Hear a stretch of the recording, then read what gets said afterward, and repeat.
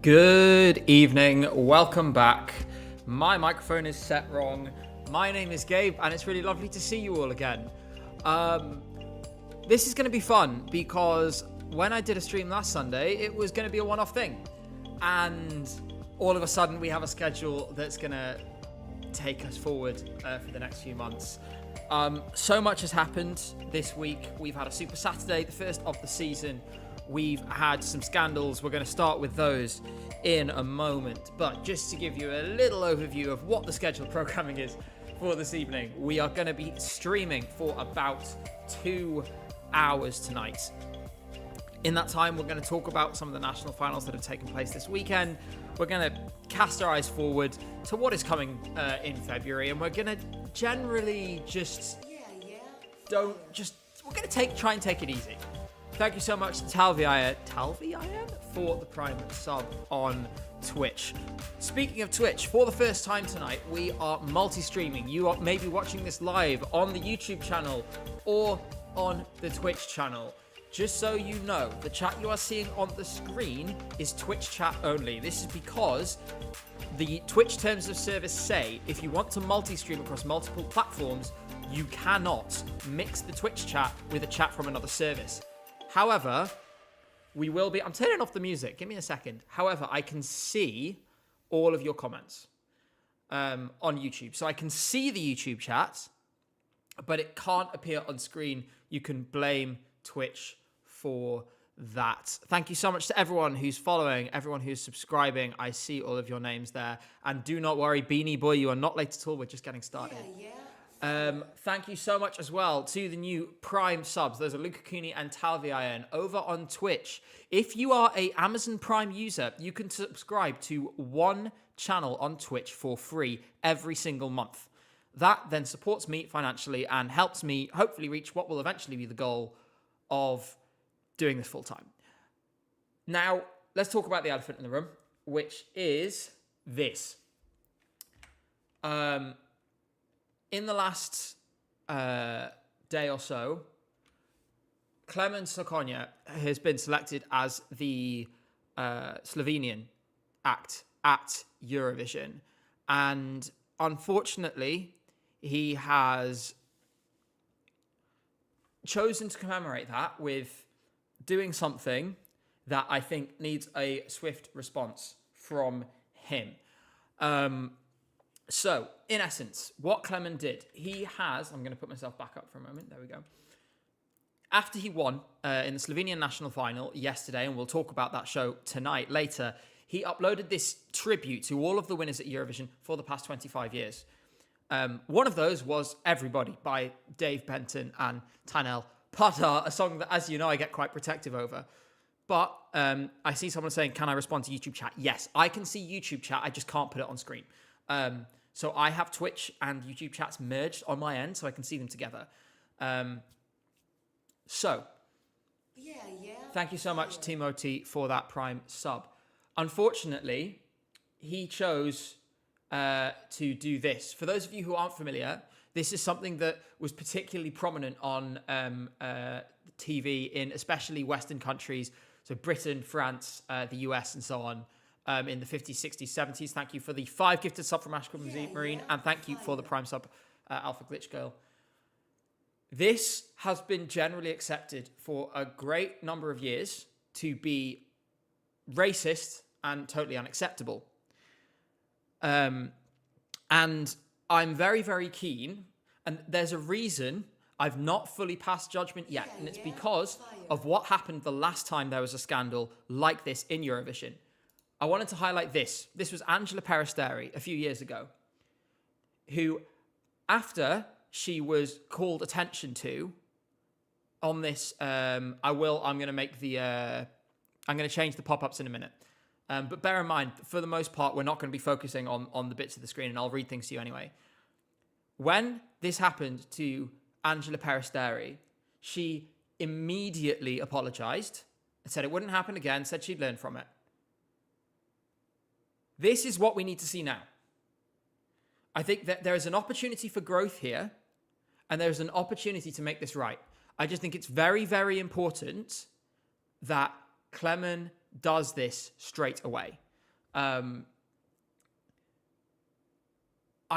giving... It's not really my place to give someone the benefit of the doubt or not. I just wanted to highlight this as an example of how you should respond to these kinds of situations.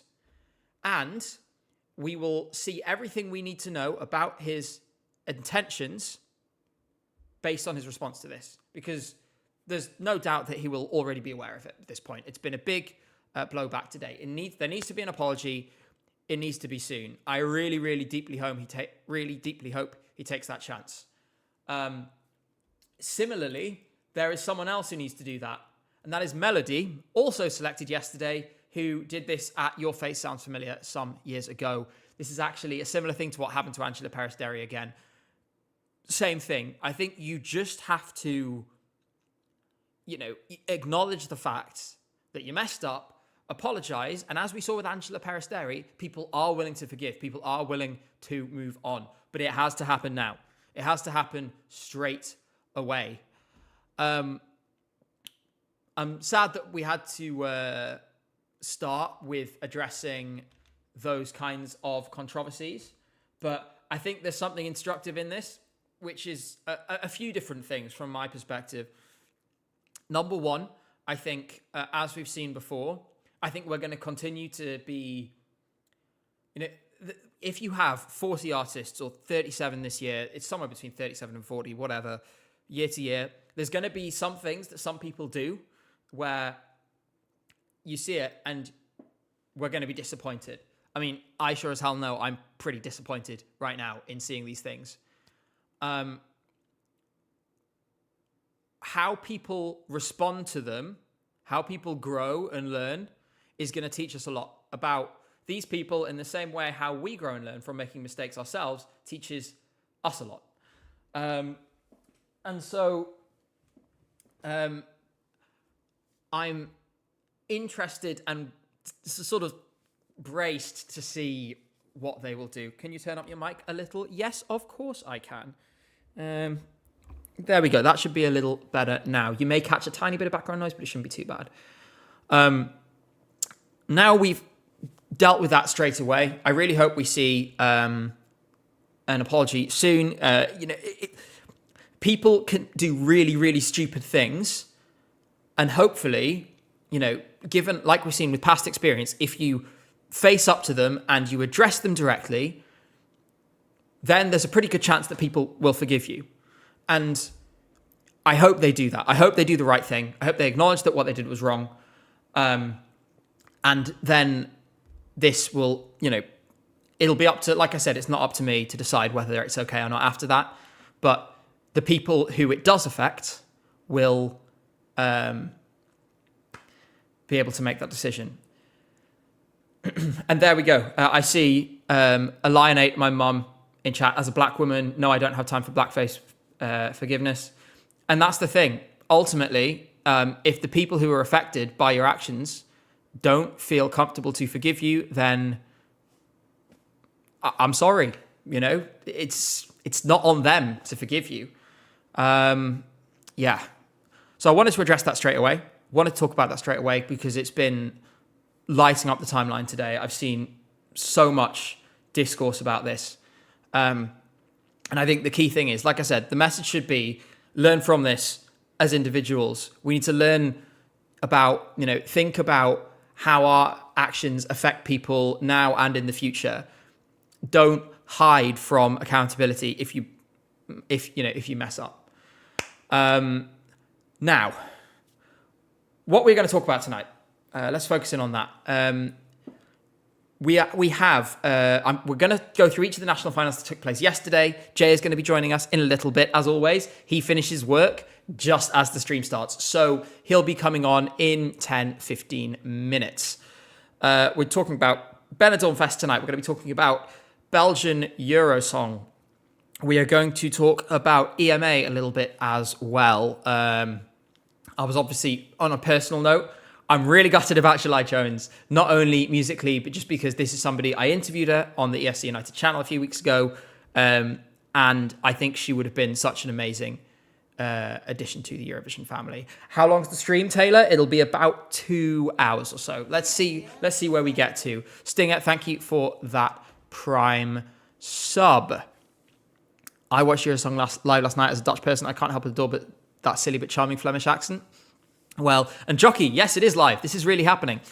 Yeah, no, I mean, I studied Dutch for a year at university, and one of my lecturers was Flemish. So I got a bit of a weird twang. I only did it for a year. Then I stopped, and then I did Luxembourgish for a year. And then I did Finnish for a year. But I learned it from German. So I speak German, and then when I was in Germany, I studied Finnish. I can't remember how to say anything other than like olen rautatieasemalla, which means I'm at the train station. But there we go. Any supernova, we're going to touch on it. Same with Lithuania, because actually I think the biggest story of last night wasn't any of the songs we got, but actually one of the ones we might get in future. A couple of cool announcements. Firstly, I want to talk about some of the videos that are coming over the next few weeks. I did see Divya. Halab, I did see Divya, but I'll talk about it in a bit once Jay's here too. The good news is I have completed the impossible, or rather one of my friends has completed the impossible. I am going to Irish Eurosong. I have a ticket. I will be in the room. I will be there this weekend. We're hoping to do a video at least partly on site about it. Then the week after, we are going to Esti Laul. Me and Jay are going to Esti Laul. We are going to be doing a full video like we did with the Finland vlog last year in Estonia. I'm really hopeful for some special guests there too. So, you know, I've already interviewed Ant Nurhan over on the ESC United channel, hoping to get something sorted out with him, with Anne Marlon. You should see a feature from my friend Sydney Thompson, should be in that video too. Vice Minister will probably make a cameo somewhere as well.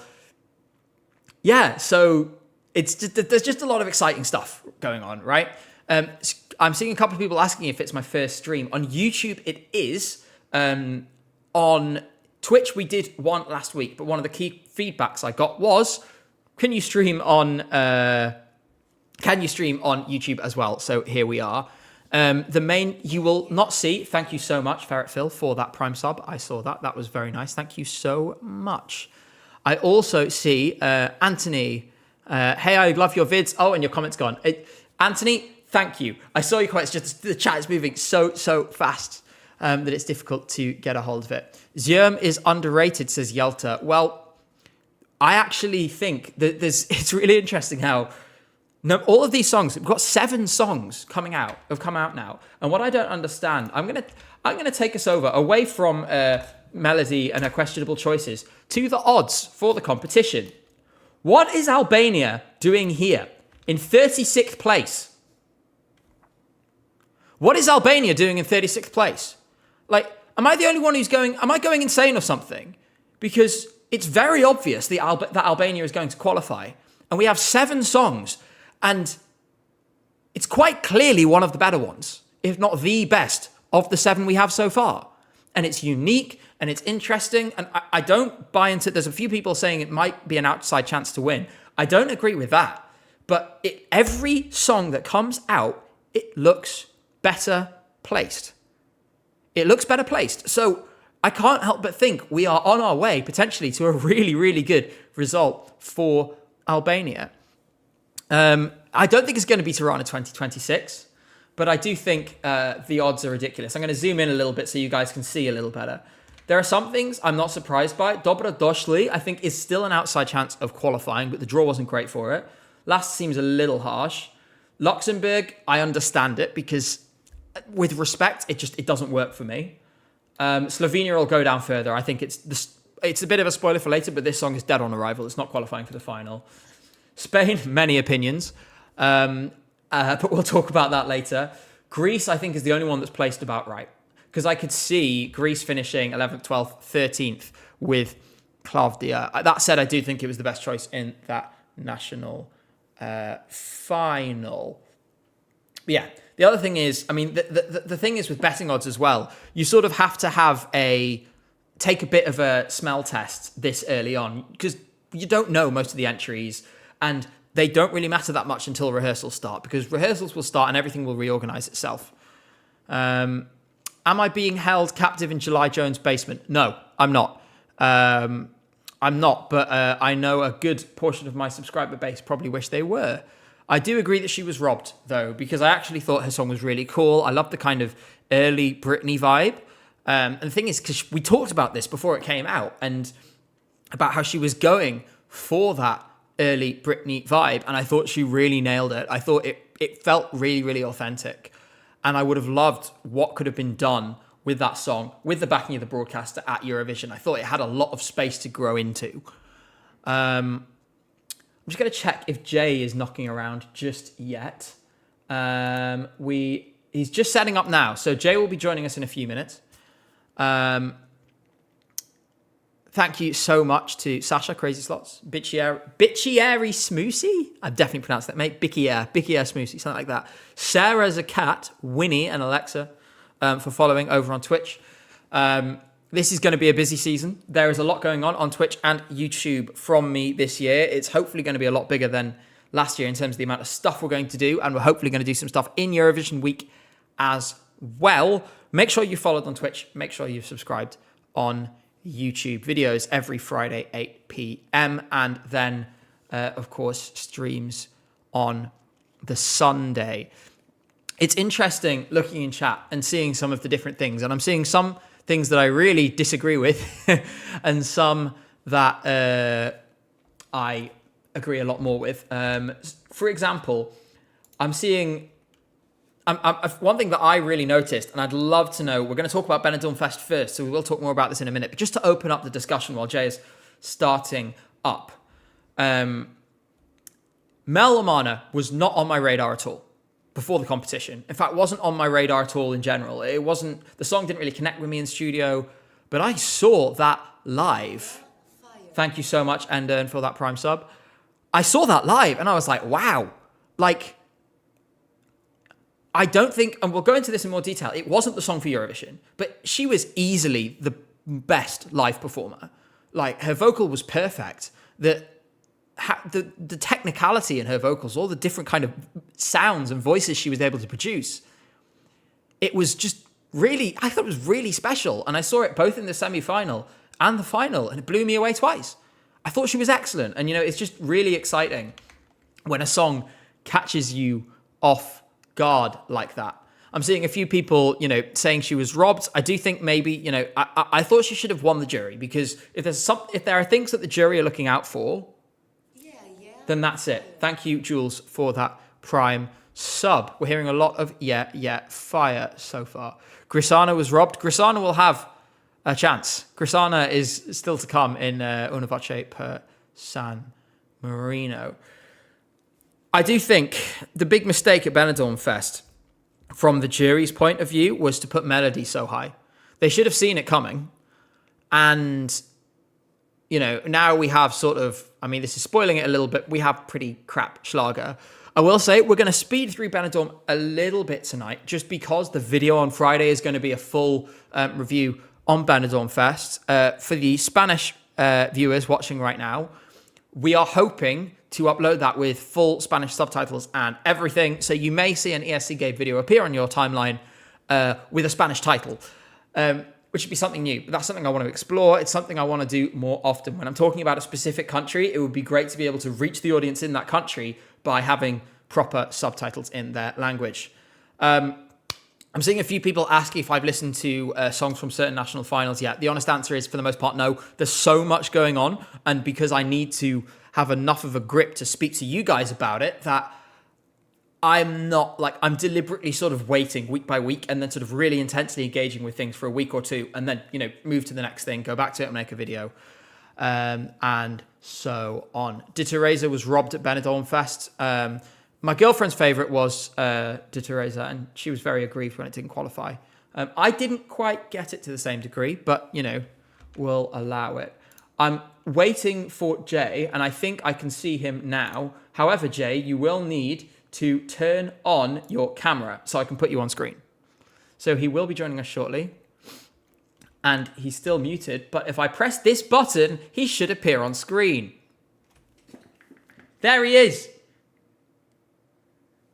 Have you considered unmuting, Jay? They can't hear you unless you unmute. He's muted himself on Discord. This is a very professional operation. I literally sprinted home. How are you, Jay? How are you feeling about... Firstly, how are you feeling about what happened yesterday? Because it was a pretty traumatic experience for all of us. Super Saturday wasn't super. No, it was not. Only one of, like, they weren't even my favorite. Red Sebastian was like my second place. But none of my favorites won. I had a similar experience. I was not pleased with the results. Some are better than others, but we'll talk about them each in turn. I was just running through, Jay, what we're going to do tonight. And so we're going to take a little look at each of the national finals in turn. We're going to start with Benidorm Fest. Yep. And so what we're going to do is, courtesy of our dear friends over at Monsieur Eurovision, we're going to go through the recaps, listen to the snippet of each song, and then talk about it. Okay. Sounds good. That's our plan. And so we'll start with this. General thoughts, firstly, on the show. What did you think? Any high points, any low points? Okay. Well, we watched semi-final 2 together. I was around Gabe's on Thursday night. And so the song started going, right? And we were just like, why are the vocals so bad? The organizers of Benidorm Fest, I think we said this in our first video, or you said this in our first video.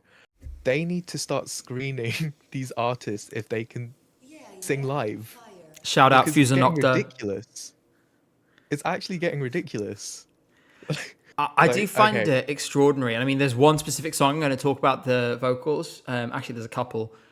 It did get better, though. I thought it was worst on Tuesday night. The second semi-final wasn't as bad. The final, I thought everyone improved. Maybe just, I think, a bit more time to work with. It's probably as much production as anything else. A bit more time to work with, a few more rehearsals and all of that. With that, let's re-traumatize ourselves. Thank you so much to Treens, Beans, and Amanda for subscribing with Twitch Prime. As I already said, on Twitch, you get 1 free subscription and you get to support this channel financially if you have Amazon Prime. So if you already have Amazon Prime anyway, you can do it for free. With that,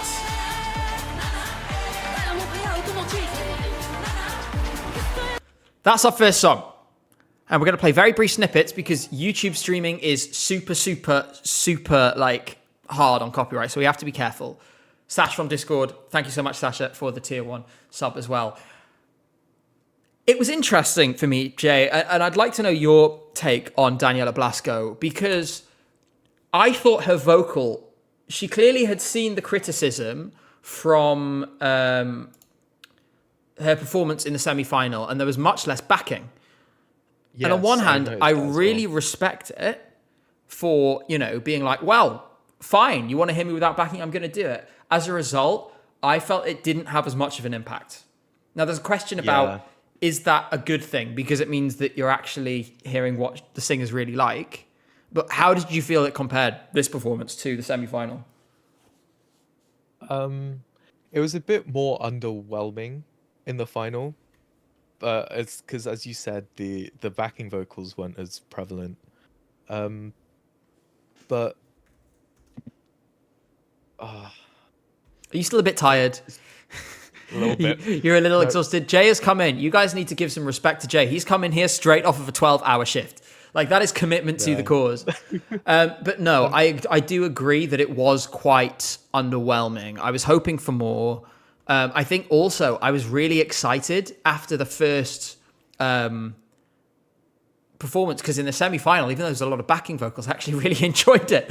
So I was kind of looking forward to watching it, and then I watched it and thought, oh. And I can't help but wonder if her vocal had been stronger in the final, whether she might have gotten over the line and won it, because she wasn't that far off. I mean, she came, second overall? Yeah. Not that far off. I'm gonna a couple points, I think. Yeah, I'm gonna get the results up, and I have to say, massive shout out to Eurovision World, because it's so useful to have all of this stuff in one place, so we can just rapidly throw it on screen and show you guys. It means literally all I have to do is just throw a browser window into OBS, and it just does everything. But yeah, I look at Daniela Blasco here. You know, were those backing vocals worth 9 points? I think you could make an argument for it. Like, it was not far off, and especially performing first in the running order. Yes, I feel like that was what killed her. It hurt. It definitely Going hurt first a is lot. Yeah. I mean, you could argue that it doesn't really matter. Like, the running order doesn't really matter with like an 8-song final, but still, it's really not that far off when you think about it. 9 points. Yeah, I just wonder whether it could have made the difference. She could have won. I'm going to move on to one that surprised me a little bit. We'll play a little clip. These clips are going to be a bit jank, but we can only play under 10 seconds. Otherwise, it's a copyright problem. So literally, just to give you a quick reminder of the song, and then we will continue.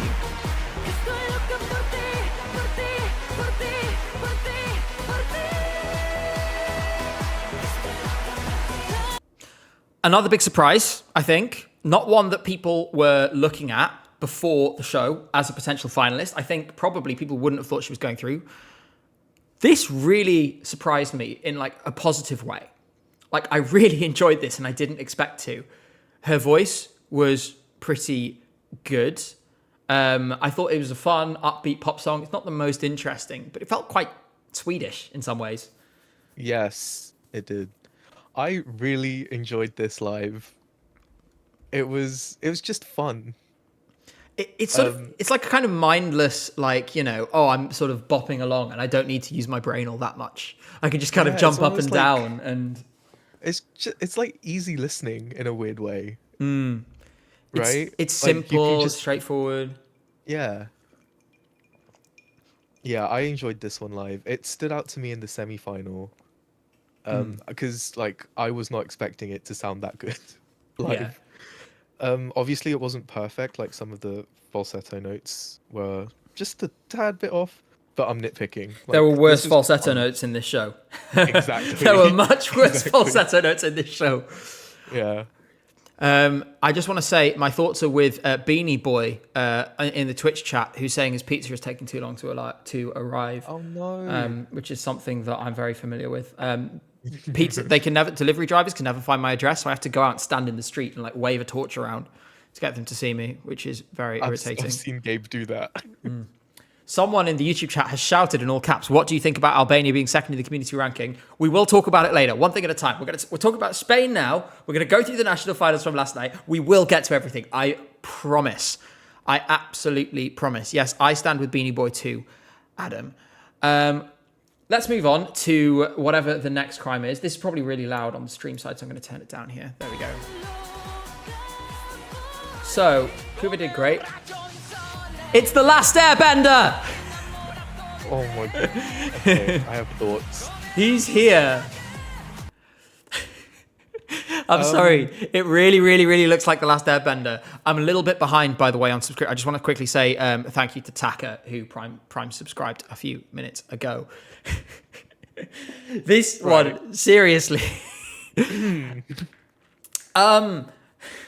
I feel like he's as confused as we are, like, as to how exactly he made it into this show. Like, I don't know if you saw in the semi-final, he was a bit like, when he got announced, he was a bit like, what? Like, are you serious? I don't know what you thought about it. This song is... Oh, no. It didn't deserve to be in the final. Okay, the concept, like the staging concept is cool, but like, why is he an avatar? It is true. I noticed it straight away.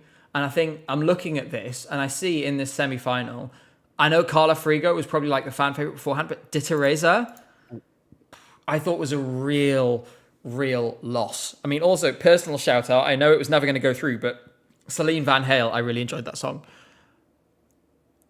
De Teresa, I thought was really interesting, really out there. And I was kind of sad that it didn't really get any love from the Televo or the juries. I get that it could have been a little too much, you know? I mean, we see that from time to time, but I really loved it. I thought it was really cool. And we lost it in favor of this. And I don't know how I feel about that. Yeah, I mean, putting him through was definitely a choice. I can't remember if it was the It was the juries. was it the televote or the Juries, jury? juries. It came through Okay, with the juries. right.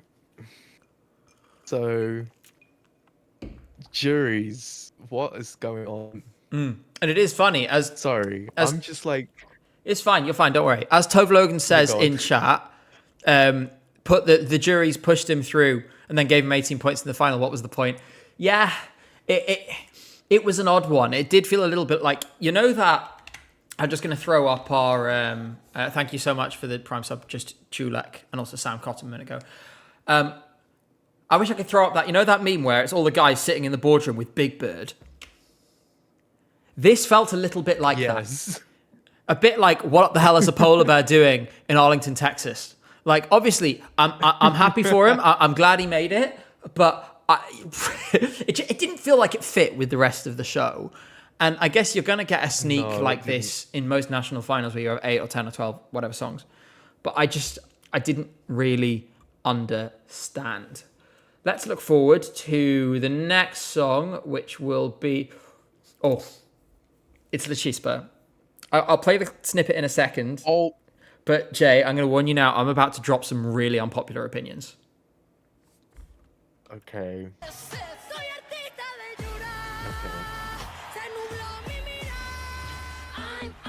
Oh, wow, that was the entire clip. I guess they're really tight on copyright for that. Okay. So, La Chispa, shouty girl to someone in chat. Oh. This,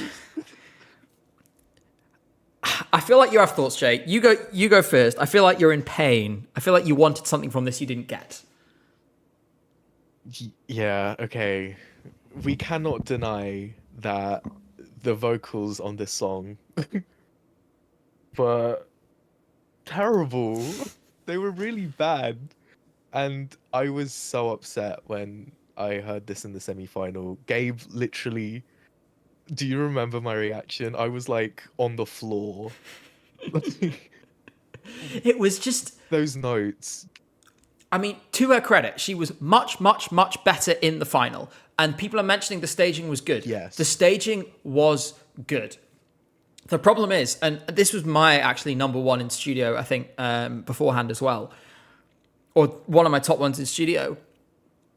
The problem is that these songs don't really translate live unless you get it absolutely perfect. And when you're belting out in that way, if you are a tiny bit off, everyone will hear it. And everyone did hear it. Like, the thing is that in the semi-final, most of the big notes were off. In the final, most of them weren't off, but enough of them were that it still took away from it.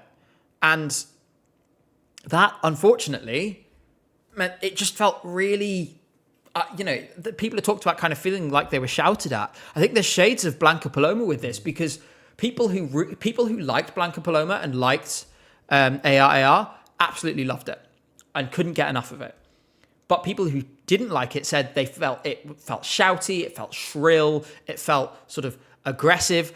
I think there is a similar thing going on here, because I have seen people on my timeline who, after this live performance, were like, "Wow, La Chispa's got it. She fixed it. It was amazing tonight."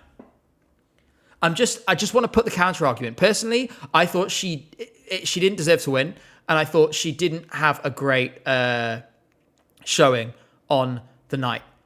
But there is that counter argument there. So I just wanted to try and put ourselves for a moment in the kind of shoes of the people who liked this. And I want you to try and do the same. And can you see this song, having seen the performance, could you have seen this at Eurovision, given it was such a fan favourite before? And how do you think it would have done? What do you mean, like if the performance was like this exactly? Yeah. If this performance was at Or like Eurovision, with how would it have done? Okay.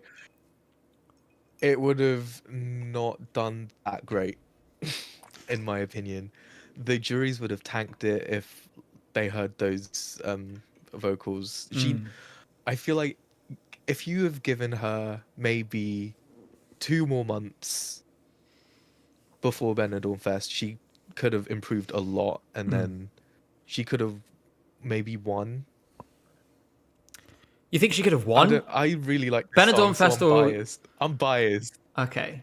I think the thing is I Well, was Benidorm Fest. the thing is I don't think I like the song as much as you. I don't think I've ever liked the song as much as you. But thank you so much, Lemon Genie, for the Prime sub. The thing that is like in studio, I could see it, right? I was like, I can see this on the Eurovision stage. It's dramatic. It's, exciting. And unfortunately, I don't think it translated. And I think that's why it ended up where it did and why it finished behind the person whose song I'm going to play next, which is my big surprise. I mentioned this in the intro. This queen. She is, honestly, I am so pleased. I am so pleased. I love it when this happens. I love it when this happens. When someone shows up to a national final who you weren't thinking about beforehand, and literally, it's like you're grabbed by the scruff of the neck. You're grabbed by the scruff of the neck, and she says, I deserve your attention. I'm going to smash this performance, and I am going to grab your attention. And that is what she did. Because this performance, she took a song where in studio everyone kind of shrugged. She made it work. I thought it was great. I actually thought she might win. Like it was that good. I don't know, because we watched this together, didn't we, on Thursday night? And we were like, what is going on? Yeah. Did you feel it could have won? Am I being over the top here? Well, okay. I feel like she could have done very well. I don't think she could have won with this song. But saying that, I love this song. And I was so shocked. Like, I was not expecting anything with this. But she really pulled out. Like, the staging was so good. She can dance and sing at the same time. Like, her vocals... Her vocals so were good. Awesome. So good. And I think I really want to highlight, technically, I think you can, to a certain extent, obviously there's times when it's, you're debating about, oh, well, this vocal style, this vocal style and so on. I think in terms of technical, like vocals and stuff and pure ability, I thought she was very clearly the best vocalist. This was not the right song to send to Eurovision. 100%. It is my favorite. After the show, it is my favorite. But it's not the song I would have sent to Eurovision. We'll get to that in a minute. But I think there's no question that she is the best vocalist in this show. And like, if I would be so proud of that performance. And it was like the little sort of almost, sort of the different voices she was doing and everything. It was electrifying. Like I found it so exciting. And I didn't expect this from Benidorm Fest. Sorry, go on. I cut you off. You were going to say something. Omana. No, I was just like the way she switched between those voices so effortlessly too, and the raspiness on some of the notes, just so good. Like she needs to come back and pull a Blanca Paloma, like bring a better song, and then you're easily getting to Eurovision. It's like if you can elevate this much, and like we've seen how these kinds of very intricate vocalists who can do a lot of different things with their voice can be successful at Eurovision. It's a song that I think has aged like milk, but we have to remember that was a large part of what Netta based her song on in 2018, and it really resonated and it did really, really well. And I think when you have this kind of vocal flexibility, Nemo, of course, you want a more contemporary example of someone who can, do really great vocals in a bunch of different styles and make it accessible. Nemo is perfect recent example of this. It's the kind of thing that can really, really work at Eurovision. To anyone who's played Forza Horizon, you hear this being on the Horizon Pulse radio station. Really specific, JS Granka. That's a really specific reference. But yes, actually, I kind of can. It is a bit of a driving game song. Let's look forward to the song that I think should have won this show. And I'm going to, Jay, gather your thoughts, because I'm going to ask you about this before I ask myself about this. Okay.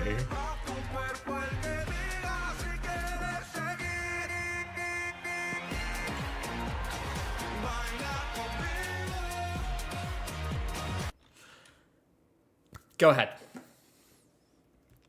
You're up first. What do you think? How did this make you feel?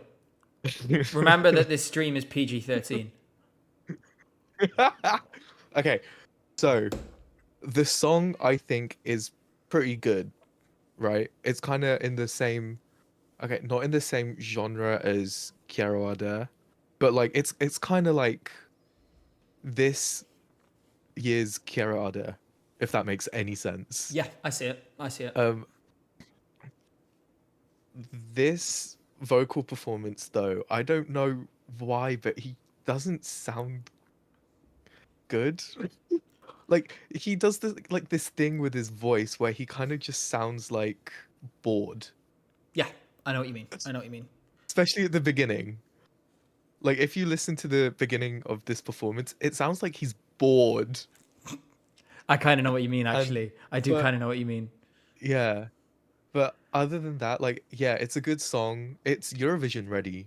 Like you could send this like stage performance to Eurovision, just copy and paste, and it would pretty much get like top 15, Yeah, I would say right? so. I want to say I saw a comment which actually really leads nicely to what I was going to say. Gustav Svensson said, "What singing? This is not a song that requires singing." And actually, I think so. This song, I talked about this on the. There's a new Spanish Eurovision podcast called Euro POV, which I was on a few weeks ago to talk about Benidorm Fest. And with this song, I talked about it's the kind of music you need the singer to project not just confidence but arrogance. It's the kind of bullfighter Mm, archetype, right? Like the matador. And I don't mean that as a sort yes. of canned, sort of canned stereotypical Spain reference. I think it's not just a Spanish thing. Like there's lots of artists, lots of songs where you have to have that kind of matador archetype to really sell it. Does he sell it? Yes. The vocal was not perfect, and I agree Yeah. it wasn't perfect. At the same time, if you compare it to something like Le Chispa, the vocal is a lot less of a critical element. Like, I still feel Mm, like I'm being sold a package here, and even though it's not perfect, like it's scuffed around the edges because of the non-perfect vocal, like I'm still buying, right? And I see this and I'm yeah. thinking, yeah, I can see this at Eurovision. I can see why people would draw the line between this is accessible to me and it gives me that kind of, oh yeah, this is Spain, right? So I Mm. actually think it does sell. At the same time, I do agree with chat, who are basically unified on the fact that his vocal wasn't great. You got to remember, guys, in Benidorm Fest this year, we were kind of operating on a low bar.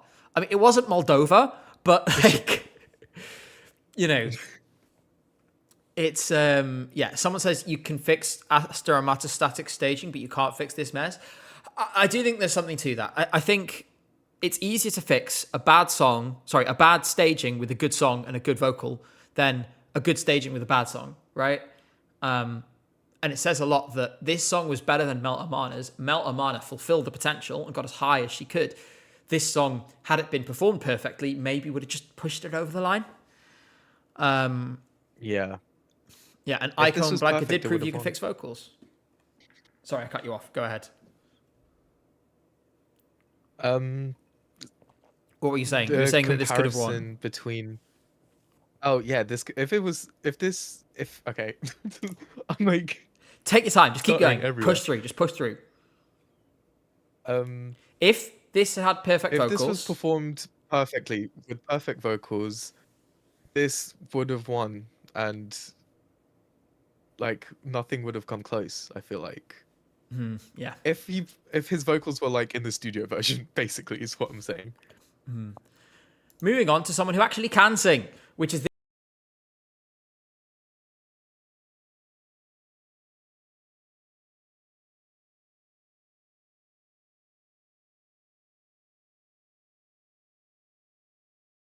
back, Michael Spack. Um, in all seriousness, I respect how well this guy can sing. I understand why the jury put it through to the final. The song's so dull. I'm sorry. I just found it so boring. But your thoughts? A penny for them, Jay. Go ahead. His vocal is amazing, right?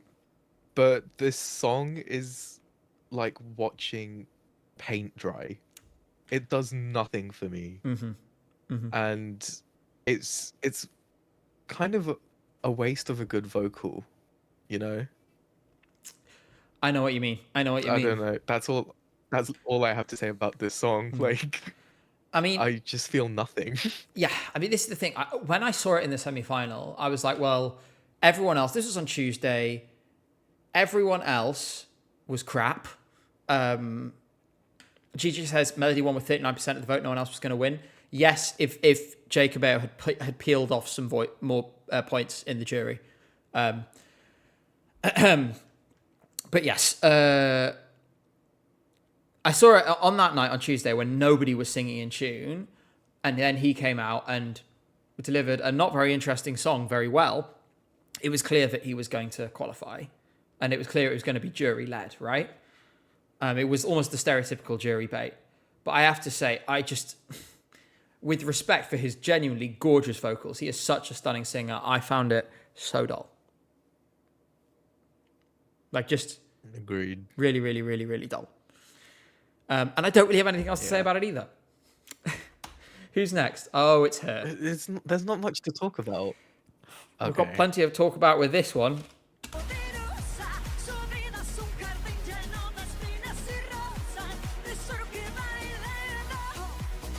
It's funny, the crowd looks so bored, even though this was like the overwhelming favourite.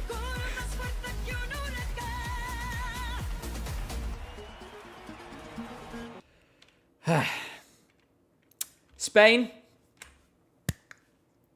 This is an intervention. Firstly, why? Secondly, why?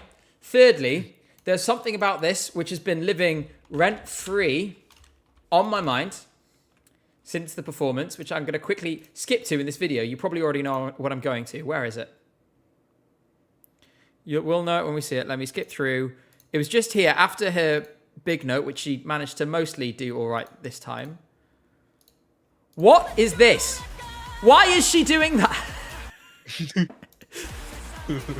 She's gonna fly away. Why? Like, why?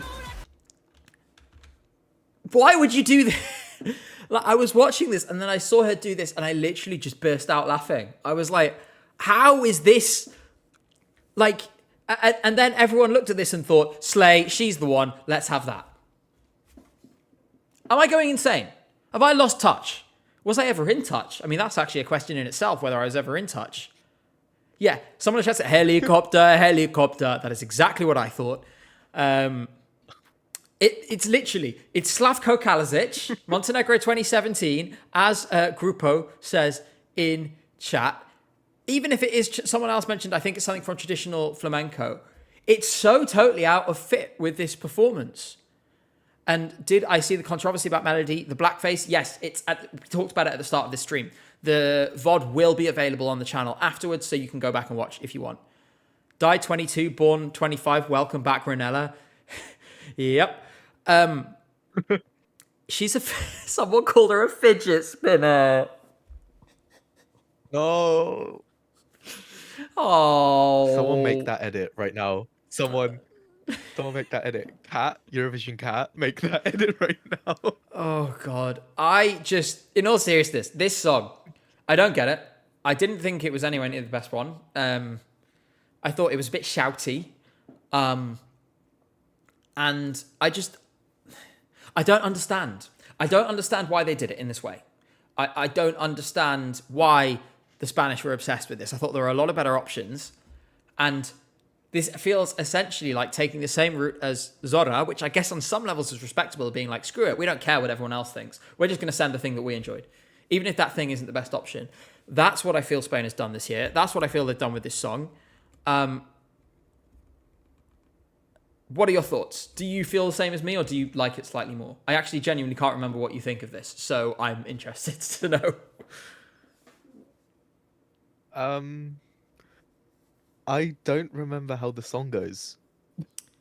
It was like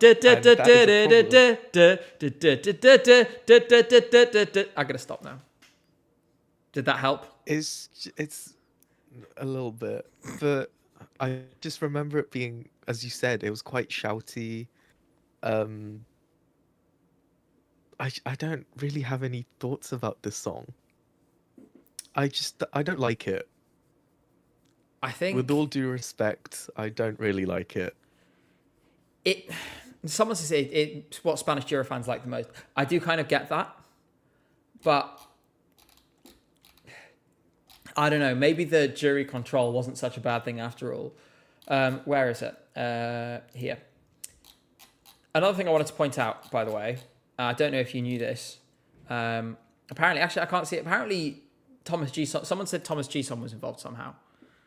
It's like Charlotte Pirelli Hero. Yes. And that is actually the thing. It's kind of like a Swedish Schlager shot. Swedish Schlager song. It is outdated. I just don't think it's good for Benidorm Fest for this kind of thing to keep winning. I think you have this really solid base. Repetitive. Precisely. It is getting repetitive. Joy Deb, Peter Bostrom, and Thomas Gison were credited as composers. Well, there we go. So it's a Melfest reject then.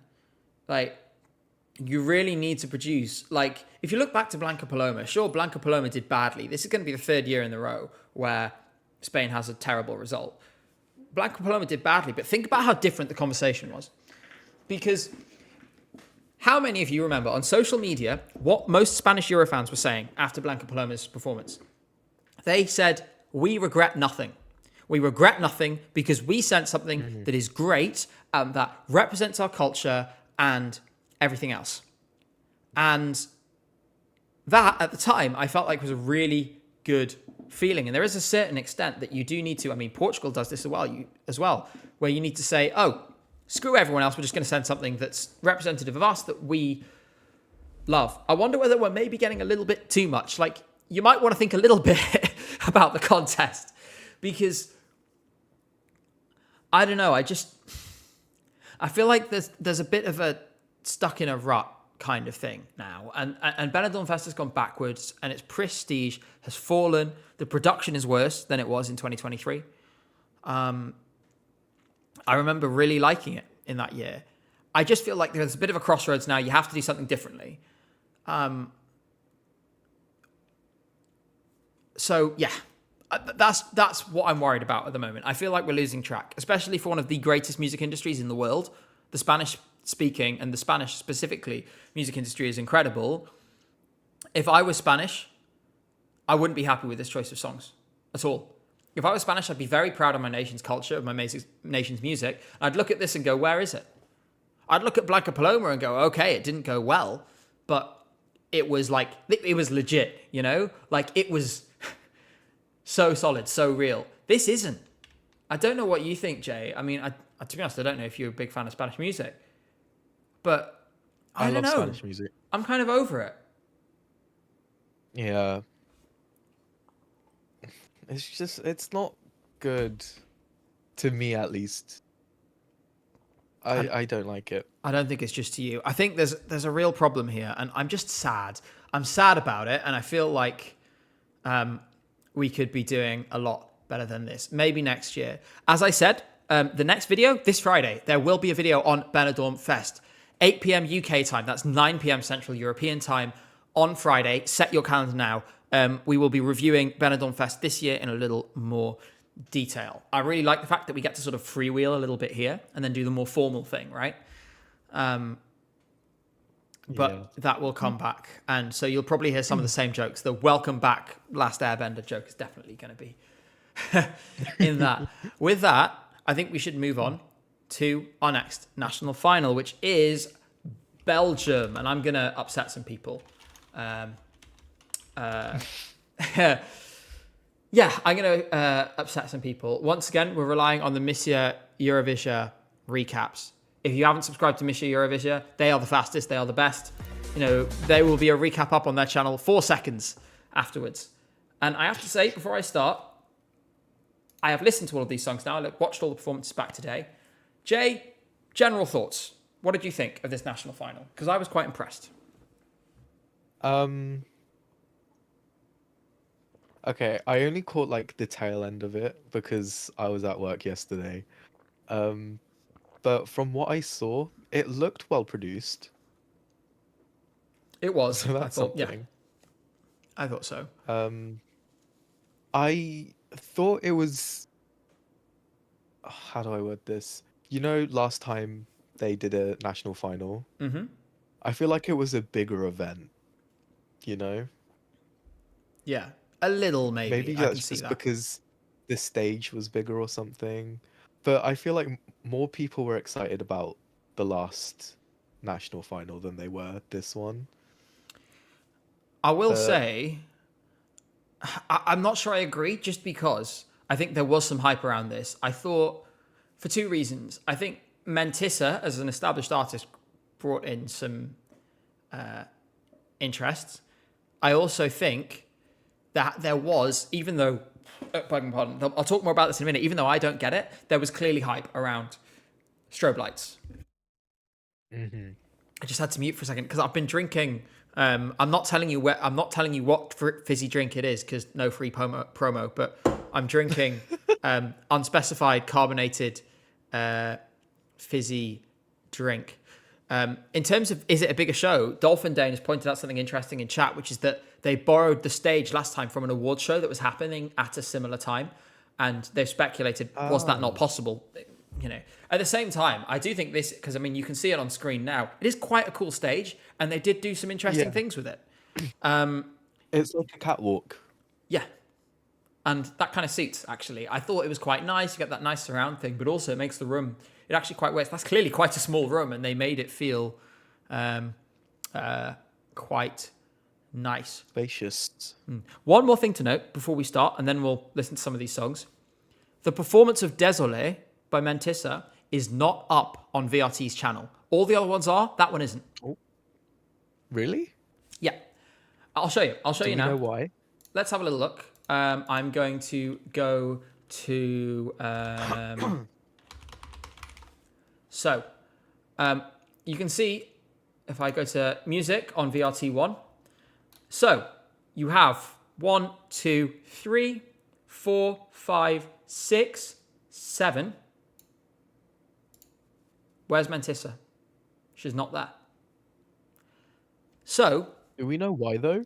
I don't know. But what I suspect, and it's difficult to speculate, and I'm going to talk more about Mentissa and about the song because it was actually my favorite in this selection. But I do wonder whether maybe, given that there were some people on social media who were saying they were underwhelmed by her performance, I do wonder. There we go. I can see Jack Clare in chat who says Mentissa was underwhelming for me. I think a lot of people feel the same way as you do. It could be that her label or whoever else has asked them to bring it down because I thought the showcase performance from week before was really good. Maybe that's what they want people to see. They took it offline today at 10 a.m., says Schlender Schnitzel. Schlender Schnitzel. Slender Schnit. Right, I'm playing the songs. So, Lee's Perfectly Imperfect. I guess I'll start with this one. I didn't think this was the most interesting song. I thought it was a bit generic. Sort of standard Eurovision national final song. You hear a lot of songs like this every year. But I'm going to agree with Puddy Master in the Twitch chat who says it was a positive surprise because I thought her vocals were really good. I enjoyed it. I wouldn't listen to it on my playlist, but I'd be more than happy to watch the live performance again. Sure, the title is a massive cliche.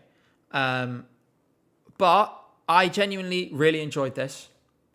And as a result, I think, I don't know, this is one of the several songs that I wouldn't have minded going to the contest. What did you think? Do you have any thoughts about this? Because it is a bit generic. I actually haven't seen the full thing. But Sacrilege. this did get second, right? This came, again, I can rely on the all reliable, aka Monsieur, not Monsieur Eurovision, well, also them, but not for this, Eurovision World. There we are, second place, 72 from the public, 72 from the jury. Bit of a surprise to me, we'll come to the rest of the results at the end. Yeah, they beat a fan favorite. So they must have done something right, you know?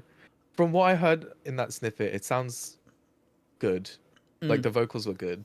Yeah, the vocals were really good. I just haven't listened to the full song yet. Yeah. I will say, I'm going to use this opportunity, by the way. I don't know why they have these lamps. These lamps were an interesting staging choice. They're just kind of there. But you guys might notice that regular viewers of my videos will notice the lamp just here has changed. It's a new lamp. I'm very pleased with it. It's kind of like 60s. Oh, is that the one you set up Yeah. on? Yeah. That's the one. Me and Jay built that lamp. What? Okay, I didn't even touch that lamp. Jay, I tried to give you some credit, okay? Just go with it. Let's move on to a song which I like the studio version, but it disappointed me live a little bit, which is Le Manu with Fi a Papa.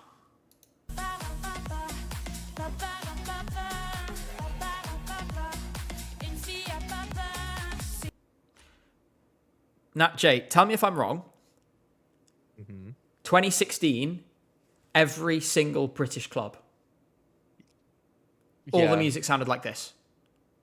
Well, I wasn't old enough to go to the club, but like I see what you mean. Like every single song. It's like that sound. Yes, with that very specific synth that's like Love Island / like reality TV shows. Like, welcome back to the Big Brother house. Today, Le Manu will attempt to sing in tune. Oh. Unfortunately, she didn't, and she was evicted from the Big Brother house, by which I mean she came last. I kind of feel for her because it was a really good song. The vocal wasn't there. That's my thoughts. Especially since this is quite a British coded song, so it was kind of to our taste, or should have been. Just didn't work. Chacha Shek asks, how did it end up last? Because she didn't sing well. She just didn't sing well. Sometimes people have a bad day. She sold it more at the pre-show. I think Jazza Hazza is right. I just wish that she had delivered a stronger performance and that the staging had worked. Because I find it very odd to have this kind of, the neon stuff you can see it on the back wall there, the neon stuff, the car and everything. But there was no movement. Like, it was really stationary. Like, she was forward and then she was back. I would have loved to see something that played on that a little more. Like, I want to feel like I'm speeding down a Cyberpunk 2077 highway kind of thing, right? This was Junior Eurovision coded, someone says. I get that. But you can change that based on how you stage it. Unfortunately, if you look at their appearance, if you're trying to make it not look like... I'll get the actual performance off so I can see, so you can guys see it in slightly higher quality. Was Laura? Was it? I can't remember. I was going to Papa. Le Manu, not Laura Manu. I was thinking of Laura from Luxembourg. So, why would you dress someone like this if your song is already giving people Junior Eurovision vibes? Why would you make her look a bit like a high school cheerleader? I just feel like, I don't know, it could have done without being infantilized in this way. You can't really stage a song that's about having a sugar daddy well, not going to lie. Well, that makes me feel really gross about the high school cheerleader thing. Now I feel really gross. Sasha Bognabov, where are you? No. Who's that? What? This is like this song written by Sasha Bognabov, his French brother. Oh yeah, now I've said his name. This whole thing's going to get copyright striked. Sorry guys, we had a good run. The EFC Gabe channel is cancelled. Let's move on rapidly. I loved this. I love her. She is great.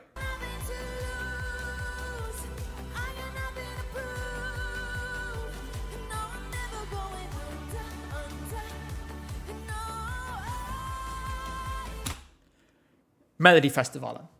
Yes. This is Melfest or MGP? Yeah, maybe actually I prefer the MGP shout. But it really reminds me, Tattoo ripoff, yeah. It makes me think of Tattoo. And it has that Scandinavian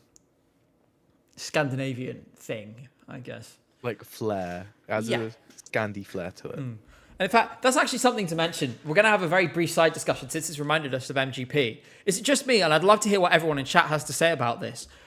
Is it just me, everyone? Or is MGP has fallen off so hard? So hard this year. Like, I mean, personally, I don't know who the songwriters were for this. I'm actually going to check in case it was some Scandinavians. It might have been written at one of these songwriting camps. Where is she? There, Yellow Van Dale. Lyrics, songwriters. Actually, maybe they're not Scandi. Lindy Konings, that's suspicious. Maybe Lindy Konings is. No, okay, they're all Belgian or Dutch. I expected there to be a Swedish songwriter in there, but MGP, like this song would win MGP if it was in it. Even though it doesn't sound like Queen of Kings, and it doesn't sound like Run to the Hills by Clara Hammerstrom. Because I thought it was the direction they've taken this year for me in MGP makes no sense. Like bringing back the old like Wigwam and Bobby Socks. So much respect to Bobby Socks as winners of the contest. Don't know why they're there. None of it works for me. I don't understand it. I don't know how you feel about it. I was so excited to hear the lineup, and like you know how they announce the artists with like the snippets in the background. Yeah. I did not like any of the snippets. And I was like, come on, there has to be something good here. And there just wasn't. I was very disappointed. And I want Moreland to come back. I know why you want Moreland to come back, and it has nothing to do with his musical ability. I like his songs. Do you? Monster Like Me is like my favorite from 2015. That is a great song. But at the same time, I feel like, I don't know, I think Norway needs to, I think they've got a little scared by Ulveharm, and I think that song was quite middle of the road. I'd like to see something a bit more ambitious, you know?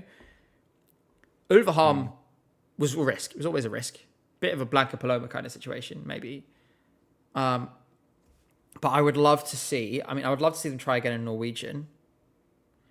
But there's other artists, things like Jorna, someone pointed out. Imagine a pop song like Echo in Me. Pop song in Norwegian at Eurovision. Super fun. Keeps faithful to the direction they want to go in, but gives it a little twist, you know? And that was a much better song than all the songs this year. Yeah. That would have landslid. Let's go back to the Robbed Queen.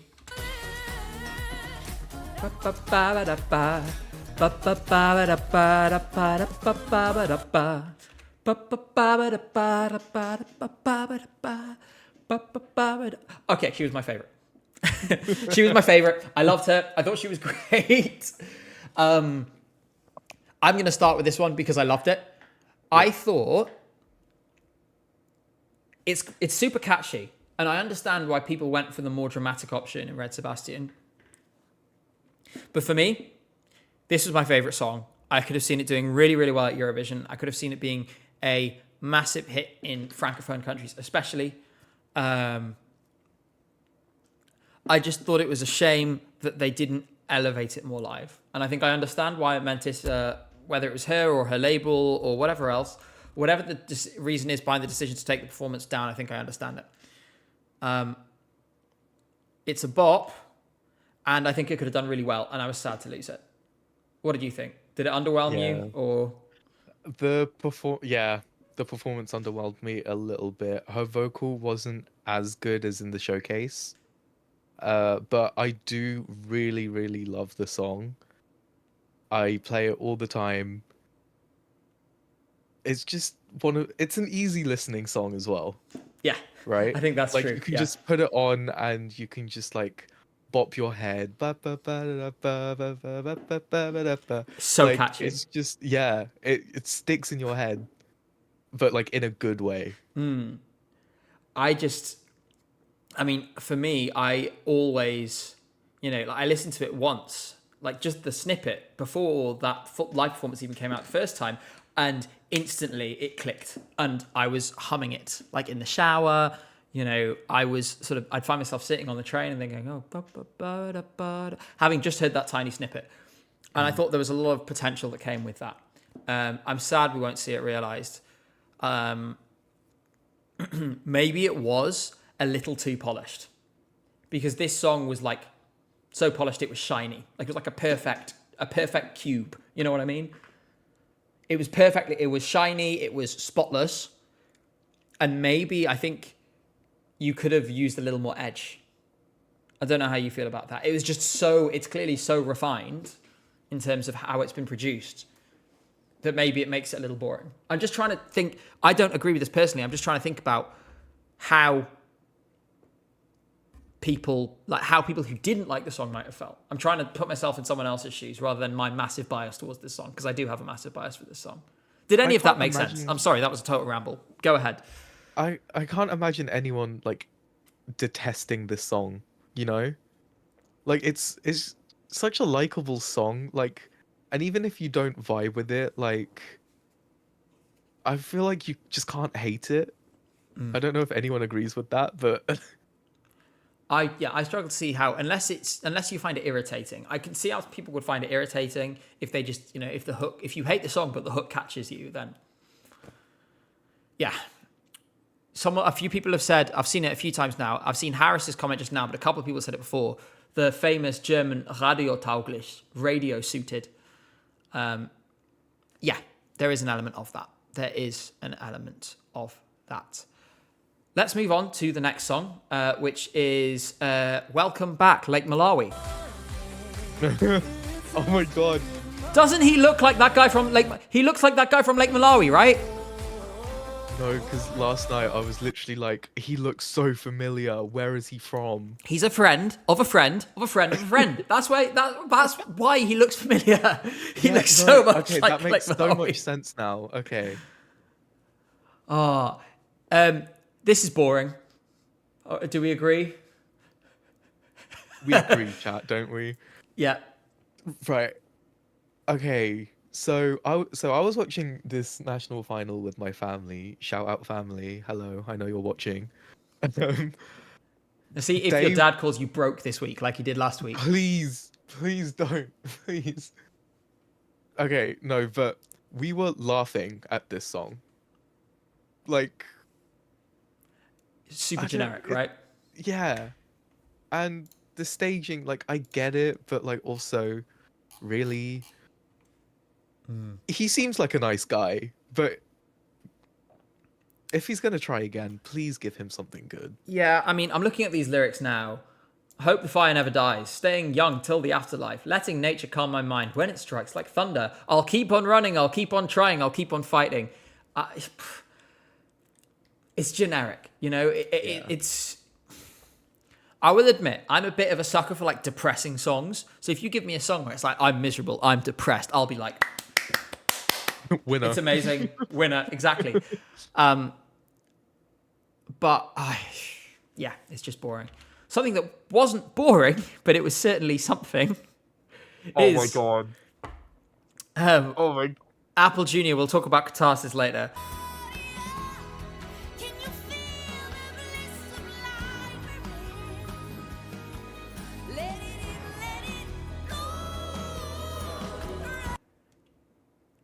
This diva, okay. Yeah. Any thoughts, Jay? So this song made me snort, and it made me laugh very much.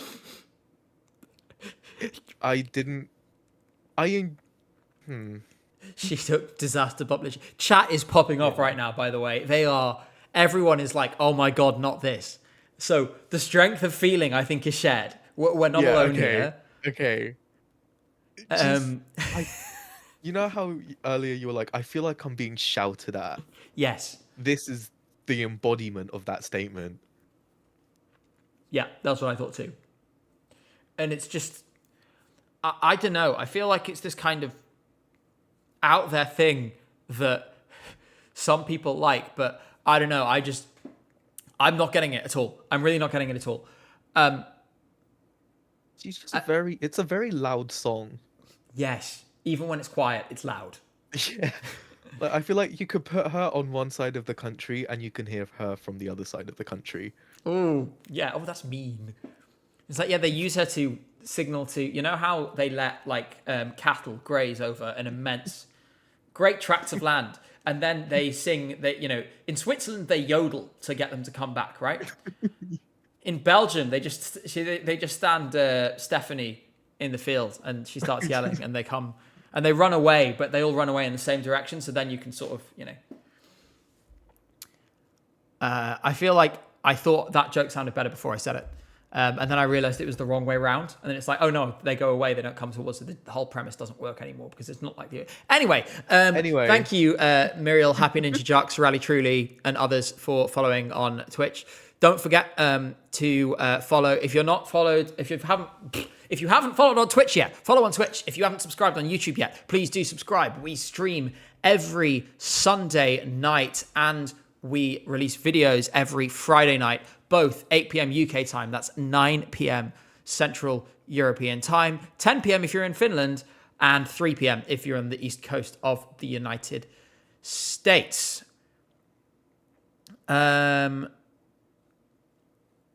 Right, we should move onwards to the next song. I think I'm going to have nightmares about this if we stay any longer. And it is our winner.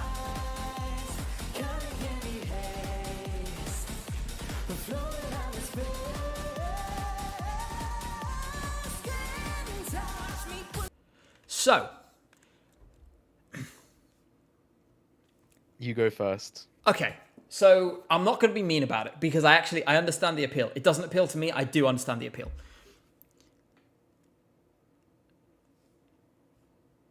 I think, musically, what do we associate with Belgium? One thing that comes to mind for me is something like Tomorrowland, right? And in that sense, I think this actually suits Belgium really well. I think it's actually quite a nice way of representing them, like a different side of their culture that is very true to them, right? I agree. Where I struggle is the instrumental I quite like. I find the vocal a bit shrill and a bit shouty. And because of that, it's limiting my enjoyment of it. Like when the drop hits, I'm like, yeah, cool. I like that a lot. And I understand why it won.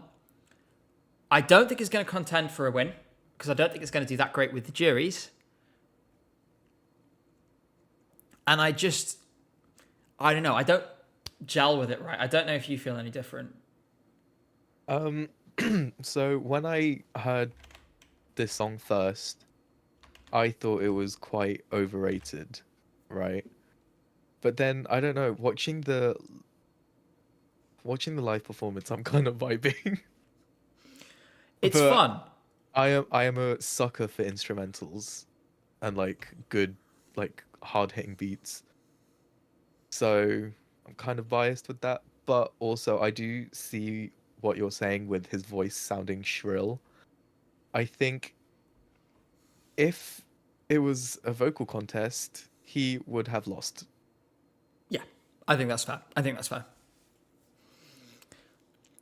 There's time to improve, and I think he will improve.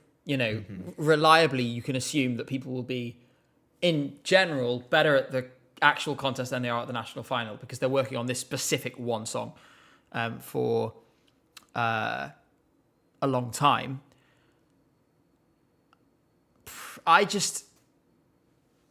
Right now, it's not there yet. I think I will say that the few Belgians I know are big fans of this. And so it's clearly resonated on that level. I think it'll be interesting to see whether it resonates with people who like this style of music more widely, because there is a big audience for it.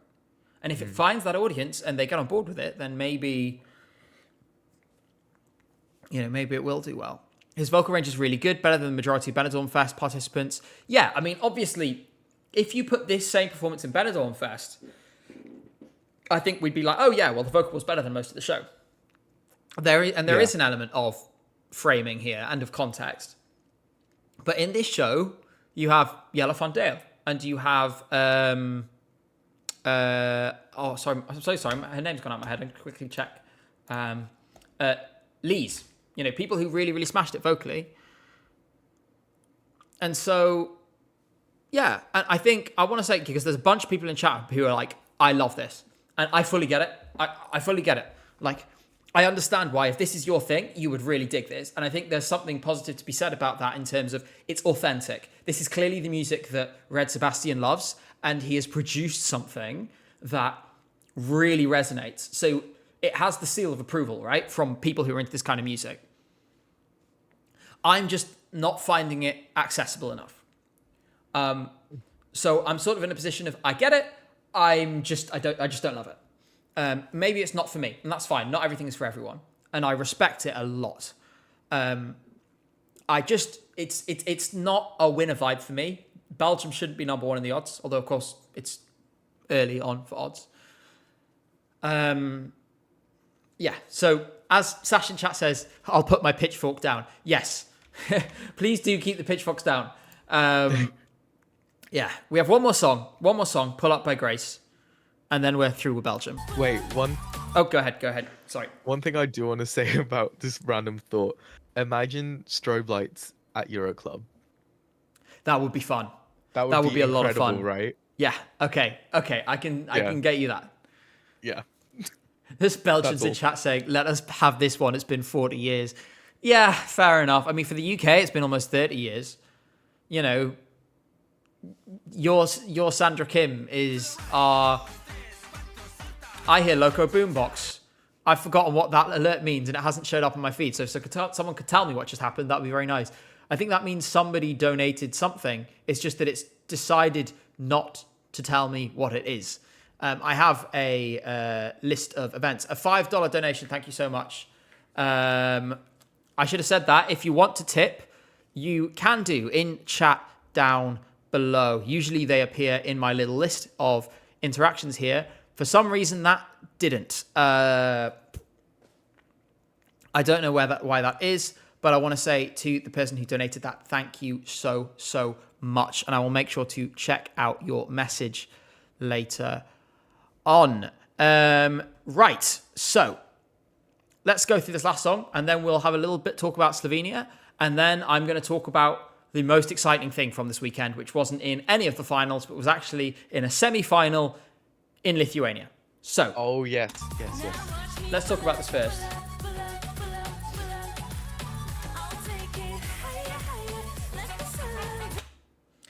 So, let's go with your thoughts first, Jay. Okay. What did this song make you feel, if anything? How was it for you? So I stopped watching Eurosong before this came up.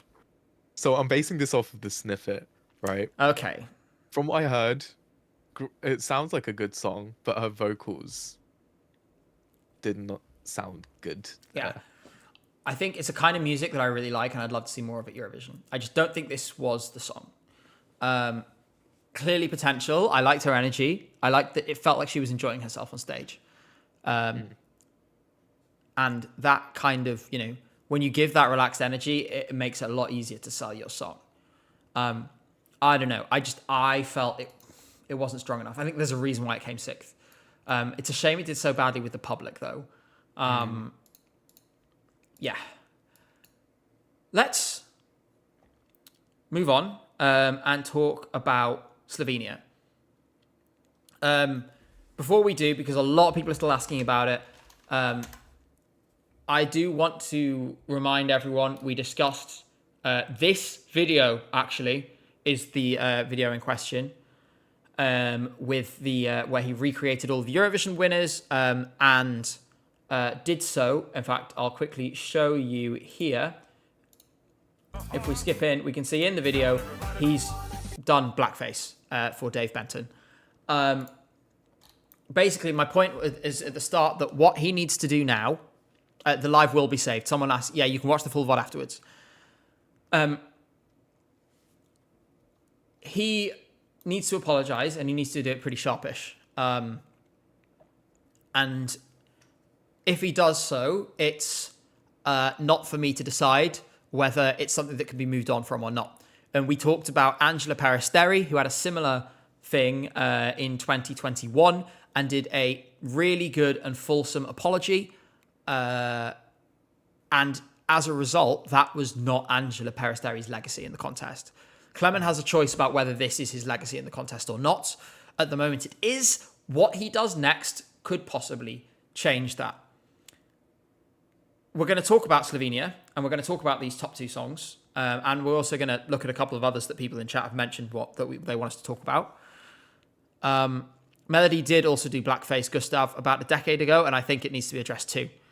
We talked about that in the intro as well. And if you want to know more about why blackface is offensive, if you're not sure why it is, I would honestly just encourage you to Google it. There's plenty of resources out there from people with far more expertise in this topic than me. With that, let's talk a little bit about the song, because I'm not too optimistic, and then we'll talk about some of its contenders as well after that. So, I won't play the bit where he's upside down. I'm just going to play a few seconds to give you an idea of the vibe. Obviously,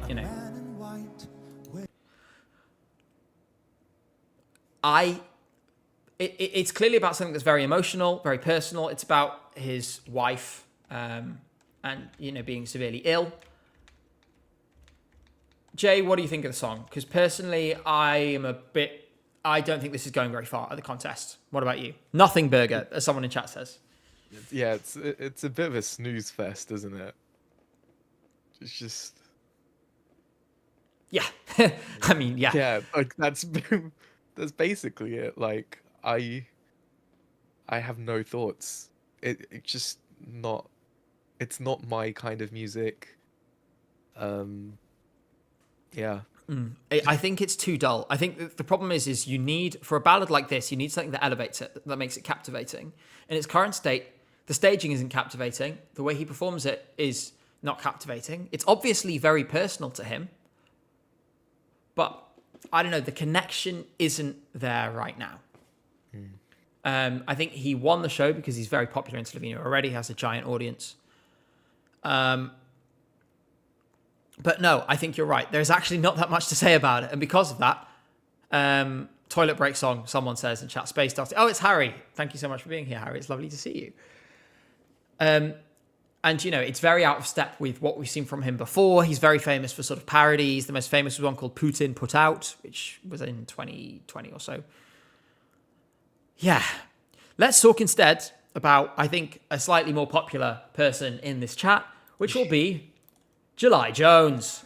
Yeah. Again, we can't play much of this, so I'm just going to quickly play a little snippet.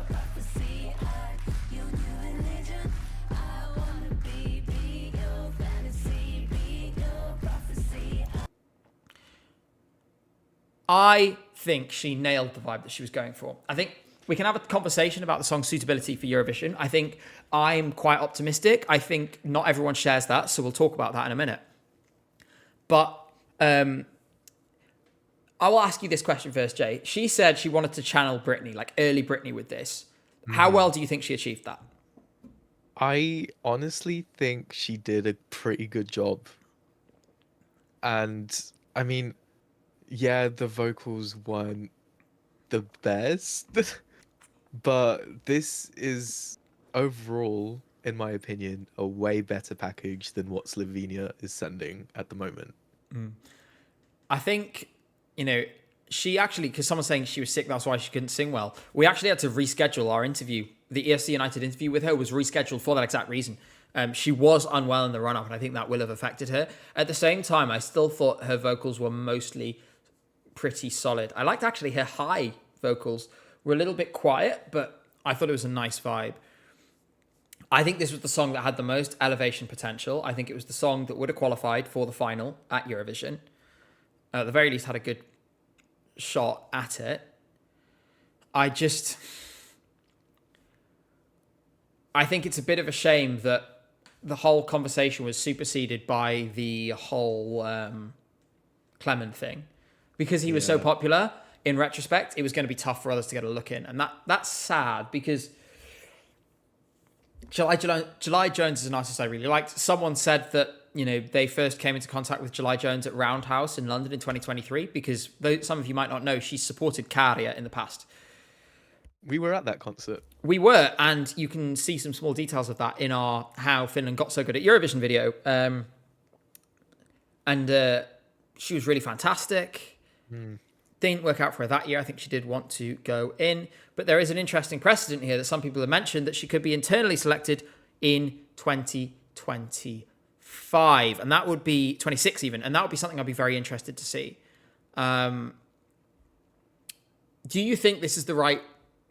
Do you think this was the right song for Eurovision? Or do you think that maybe that she should try something different? Because, I mean, I think this works. There's other things I'd love to see too. But I'm curious to know whether this is just me being biased, because I obviously, like, you know, I like her as an artist and as a person. Yeah. What do you think? I think it was a really good attempt, but I think she can do a lot more.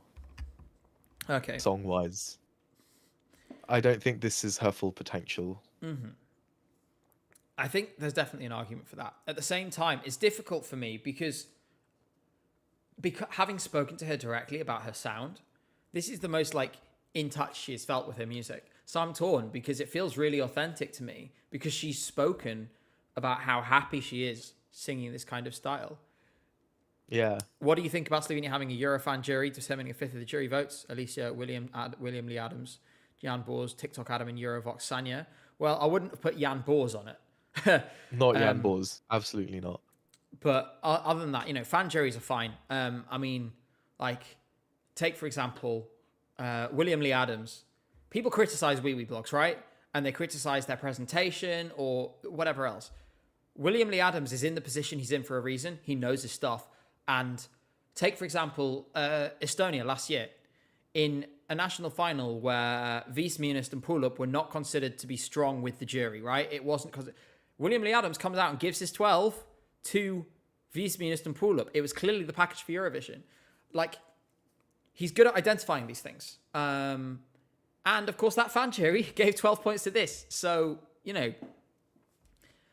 I'm just saying, no one has to like every Eurovision fan outlet, but there are some people who are in the positions they're in for a reason. There are others who are also in the positions they're in for a reason. There's a reason why Jan Bors is not the head of delegation in the Czech Republic anymore. For example, one more from this show, which I believe it was Divya was the name. Yeah, so this, super interesting.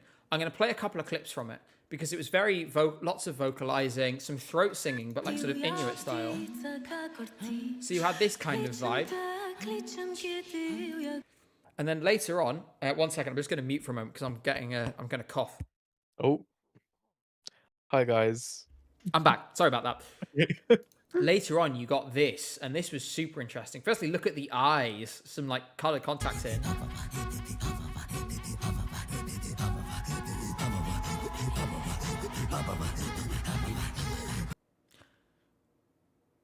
We wouldn't have anything else like that in Eurovision. We can say that for sure. Yeah. Personally, well, you love stuff like this. Okay, here's some more. I'm going to put cameras only for a moment and drop some Gabriel. I love throat singing, especially like Far Eastern, Tuvan, Kazakh throat singing, stuff like this. So I've been listening to artists like Saidash Mongus and Hun Hurtu, Kongar Ol Ondar, Alexander Kular, and the Turan Ensemble and Hassak and stuff like this for years. It's my thing. I don't think this was quite... I'm loving the two people who are like, yeah, Hun Hurtu mentioned. Hearts of Iron 4 moment. Yeah, Gustav, real one. Tanu Tuva mentioned. The Who as well. Yeah, right. This is something that most people have heard some kind of throat singing at some point that they really like. This one for me, I think this would have really struggled at Eurovision. It's not. It's extremely inaccessible for this style. Yeah, so I like it. I think it's interesting. It's a creative piece. It's not a Eurovision entry. I think we do need to be honest about that. It would have done really badly at Eurovision, but at the same time, there would have been a really small section of fans who would have been absolutely ride or die for this. Mm-hmm. Obviously, you've just heard those little snippets. What are your thoughts? It's interesting. I am not as into throat singing as you are. So it's not for me, Hmm. unfortunately. It's cool though.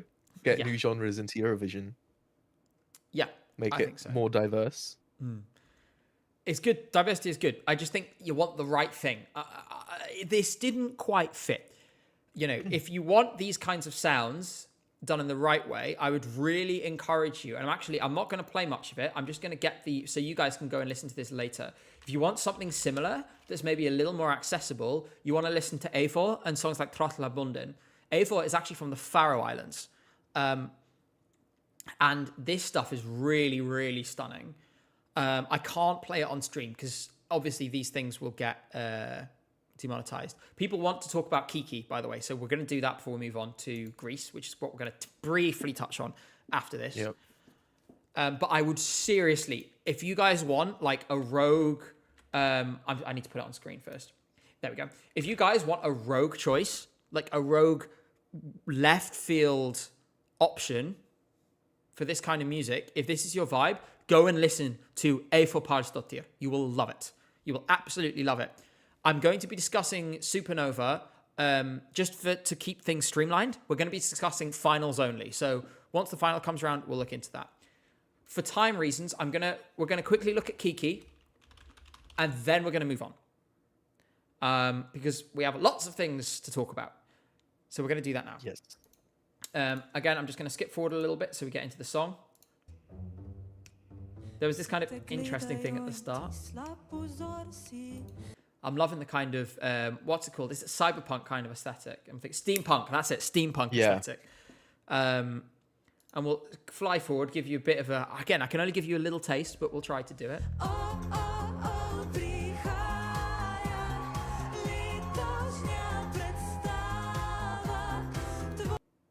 So, interesting vibe.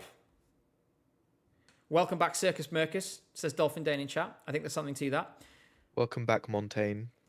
Montaigne is a good shout. This slightly kind of, you know... Almost like clownish.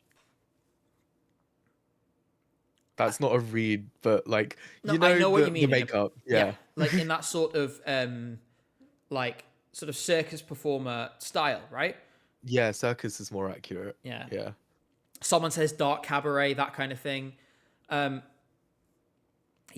Personally, I don't get it.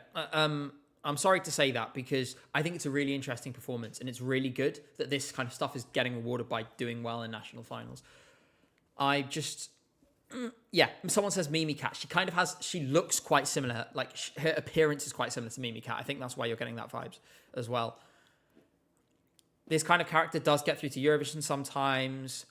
Again, it's not super accessible. That's not necessarily a bad thing. Someone just said it just didn't quite work. That's totally Cassiopeia, and I see that very much with this. Yeah, that said, I think Cassiopeia is a bit too much in the other direction. Cassiopeia is this vibe, but too sanitized, right? Too accessible. Like too happy. Mel-festified. I want something a bit less than that, right? Theatre kid energy, exactly. It's a good thing, in my opinion. Let's talk about Greece next. And I'm going to get the recap up. Monsieur Eurovision, as always, my go-to for this thing. Ethnikos Telekos. I got some angry Greek Eurofans quoting my tweet when I was angry that they took an hour to play us one single song. We are going to talk about Lithuania, don't worry. There's a song from Lithuania we are going to talk about, but I'm going to save it for the end because, 52 minutes it was of ads and intro performances, all of which were lip-synced, by the way. No one sung a note live in the interval acts. That was really frustrating. We're not going to talk about every song in this show because there's too many. I think we should talk about the big three finalists, which were Barbs, Evangelia, and Claudia. Since Claudia was the first of those three to perform on the night, let's listen to a little snippet.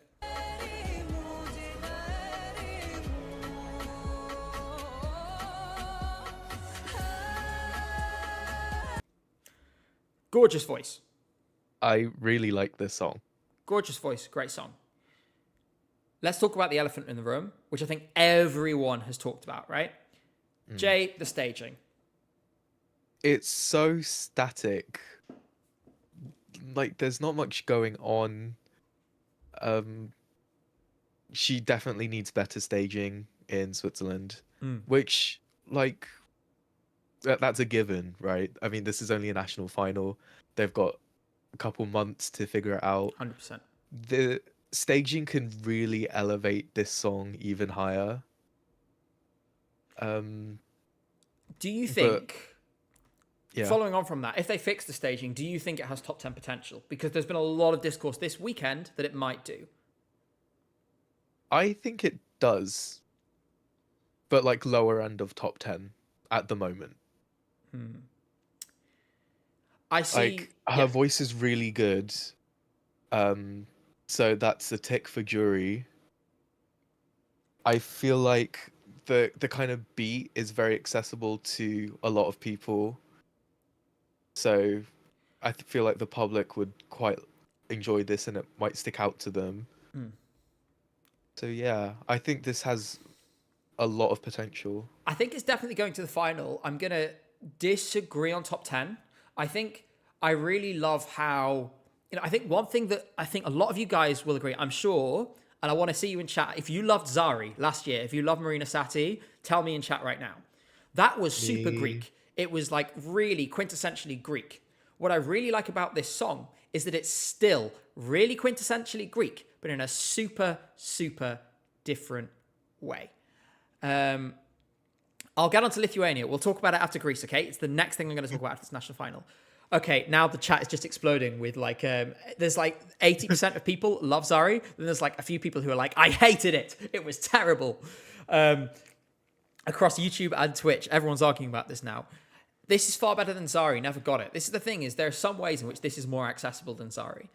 And I think, but as I say, I just really love how it's so Greek, but so different.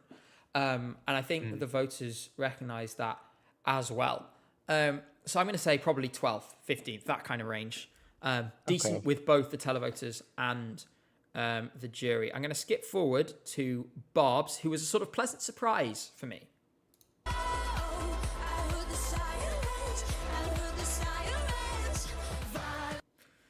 Wait, I hear something. Okay, I will say I did miss pretty much all of this national final because while this was on, I was on a train to Gabe's house. Yes, indeed. So I missed a good portion of this. But that sounds really good. I enjoyed Song, that. I think, won a lot of fans because the live was fun. It was charismatic.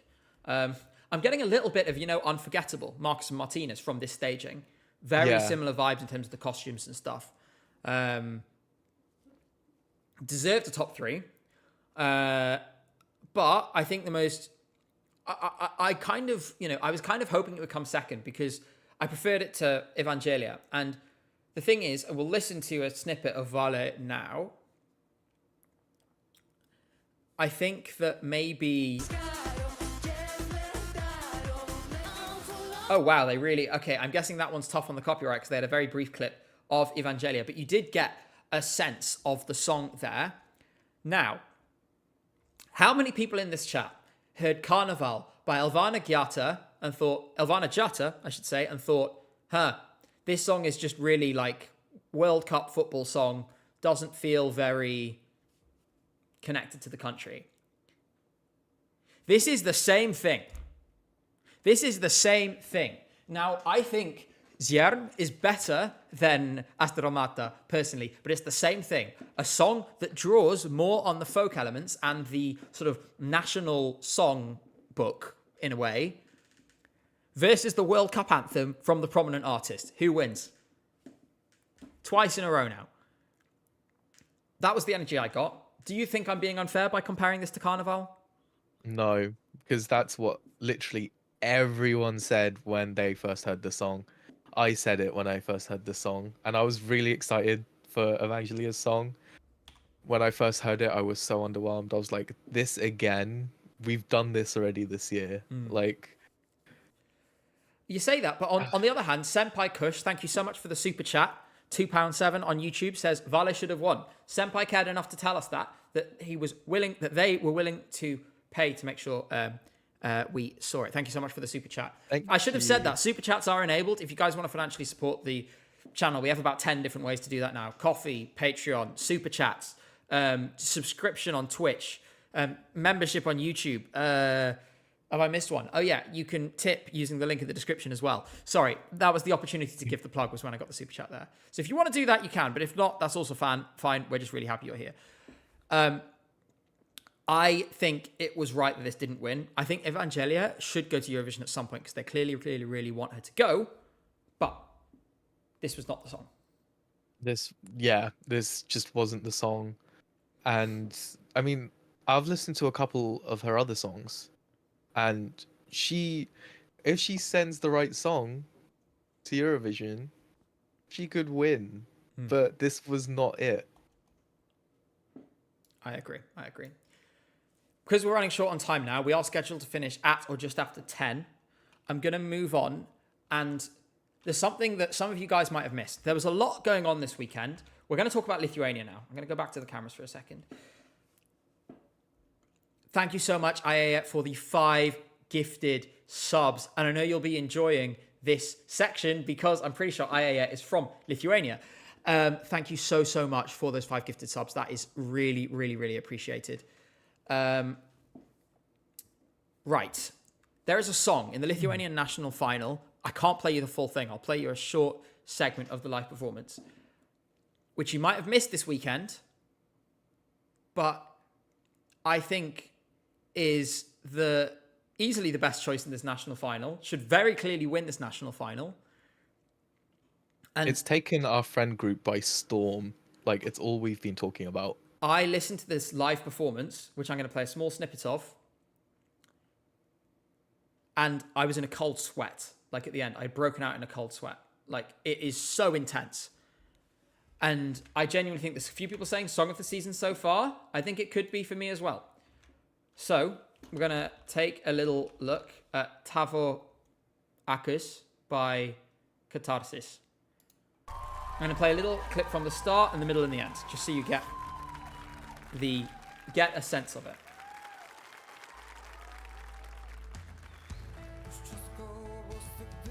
So you got this kind of vibe, right? This kind of, rock vibe that needs to be done right. Being sung by this man who looks incredibly sad. But at the same time, is it just me? This guy, there's something about him, he's really compelling. Like, his look is really distinctive. And also, the song is so depressing. And so, like, I am sad. He sells it. And I don't mean that in a mean way. I mean, they've got the look right.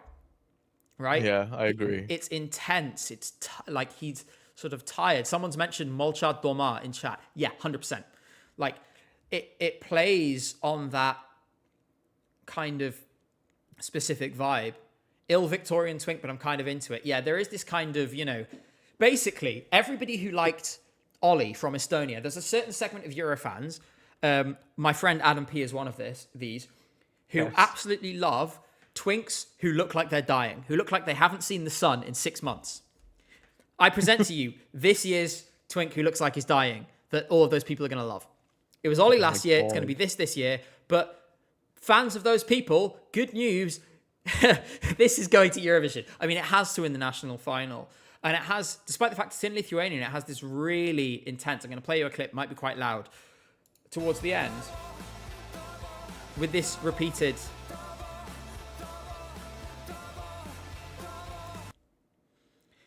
I can't do the song justice. Thank you so much for the £2.7. Again, Senpai with the super chat says Lithuanian Leon Kennedy. I can see it. I can see that.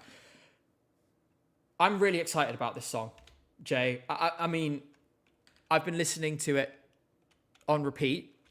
I'm going to encourage you all in about 20 minutes when this stream ends to go and listen to the full thing. But I think this is stunning. And I think it could genuinely get Lithuania's best ever result at Eurovision. I'm getting carried away. How do you feel about it? And how can you see it doing at the contest? I feel like there is definitely an audience for this song at Eurovision. Like, we saw it. I mean, it's not like the same kind. It's kind of the same genre, but like Blind Channel and Dark Side. Yeah. Like, there are rock fans at Eurovision. So this has the potential to do very, very well, in my opinion. I love how right next to each other there were two messages in chat. One said, "This is getting top 5." One said, "This will NQ." I saw that. Also, I want to say thank you so much, IAF, for another 5 gifted subs. I'm guessing because you're very excited because we're being so positive about Lithuania. It's a difficult song. I really hate that I can't play full songs because of all the songs that we've talked about tonight. This is the one I would love to play on stream and show to you all, but I can't without the entire thing getting nuked. Such is the way that this stuff works on YouTube. I'm just so thrilled to see this kind of music in a way that is so accessible and exciting and emotional, but also, singing in a native language, which is something that Lithuania has sort of got on this trend now in the past few years with Monica, and obviously then with Sylvester Belt. It's just so exciting. I love it. I think it's great. And so we're going to talk in full about Lithuania and about Latvia as well. People have been talking about Latvia in chat. We're talking about finals because there's just so much to talk about. There'd be too much. This is one song I'm going to tell you all, look out for this over the next few weeks. The timeline is starting to get a hold of it. It's going to hype up after the final of Eurovision.lt, where I'm sure this will win. And If it doesn't win, that's a crime. I might quit. Actually, no, I'm not going to say that because someone will clip it and then bring it back if it loses. I will not quit, but I will be very sad. Someone in chat says, "I love a depressed twink." A lot of Eurovision fans do. Yeah. So with that, I think to close off for tonight, I think we should talk about the 7 songs we have selected. And Yes. Jay, if you have your phone to hand, I think we should go through our top 7s each. I have mine here. I have Twitch chat on here at the moment. Yes. I'm camera am I getting using? my scoreboard app out. Okay. I'm going 2025 Basel, and we're going to go through. I think we should go through our 7 from bottom to top. Okay. I suspect we will agree on a lot of things here. I'm going to start with my. Thank you so much, Carlos, for the 199 next year in Vilnius. Sorry for the exchange rate. You don't need to worry about the exchange rate. You're doing just fine. Thank you so much. So Are we going bottom to top? bottom to top. So my bottom, my 7th place at the moment is Slovenia and Clement. Yeah, me too. I think we talked about this before. It's boring. It's not our thing, right? I think it's fair to say. So I think, not much to discuss there. My 6th place is Spain. Okay, interesting. What's yours? My 6th place is Montenegro. Interesting. Why is that down there? It doesn't really resonate with me that much, unfortunately. That's interesting because I actually thought that, maybe it'll be different when we see the full production live at the show. I think there's a lot of potential in this. I think she's a great performance. The movements were a bit, like in the live, the national final, it was all a bit robotic. But I actually I thought you'd like it a bit more than that. Like, because you can be a sucker for a ballad from time to time. I just thought it's not my 6th place. As I said, mine is Spain. Like I said before, it's just crap schlager. I don't like it all that much. And I don't think it's performed very well live, and I think it's going to come last. Moving on to the first song that I would say I have some time for. I don't listen to it day to day, but I like it a bit. Luxembourg, Laura Thorne, La Poupée monte le son. What's yours? Wait, where are we up to? Your 5th place, which is the one with, yeah. My 5th place is Spain. Spain. Yeah. Same reasons as me, or similar? Yeah. Just, I don't vibe. It's not my thing. Moving up, 4th place, Belgium. Again, not my thing. But I get it. Unlike the others before this, I get it. It's just not my thing. Like, I understand that it's good. It's just not. It's good. It's not for me. But it is a good thing, right? Okay. So that's why it's there. If that makes sense. What about you? What are your thoughts? What are my thoughts? Yeah. On Belgium? Well, on what your 4th place is. Oh, okay. My fourth place is Luxembourg, Le Peuple Montesson. Um, it's cute, but that's about it. Junior I don't Eurovision. listen to it. Yeah, it's very junior Eurovision to me. I know my brother likes this song. Shout out to my brother Crimson. He's probably still in chat He somewhere. probably is. He's probably still watching with my parents, actually, downstairs. Um, but it's not my. I mean, I'm glad that it won that selection because it was the best one. I mean, a not very Um, tough field. yeah. But yeah, it's just not that. It doesn't do much for me, but it's cute. For sure. Moving on to my third place, which is Montenegro. I think I like this one a lot more than you. I think it's a really strong ballad. I think it has a potential audience. I really connected with it. I think her voice is great. Her voice has matured so much since Who See Igranka. Great song, by the way. The staging as it is, that I don't like the blindfold thing, is one thing I'd change. But I think it's one of the better. I think it'll end up being one of the better ballads we have this year. And I'd be really sad to see it at least not come close to qualifying. I'd like to see it either come like 11th or 12th in the semi or qualify so that Montenegro at least have, some motivation. What about you? So my third place is Greece, Astromata. Asteromata. Yeah. Astromata. Yeah, this one's great. I do really like this one. My third and fourth place is like quite a sizable gap. So, yeah, this one's just really good.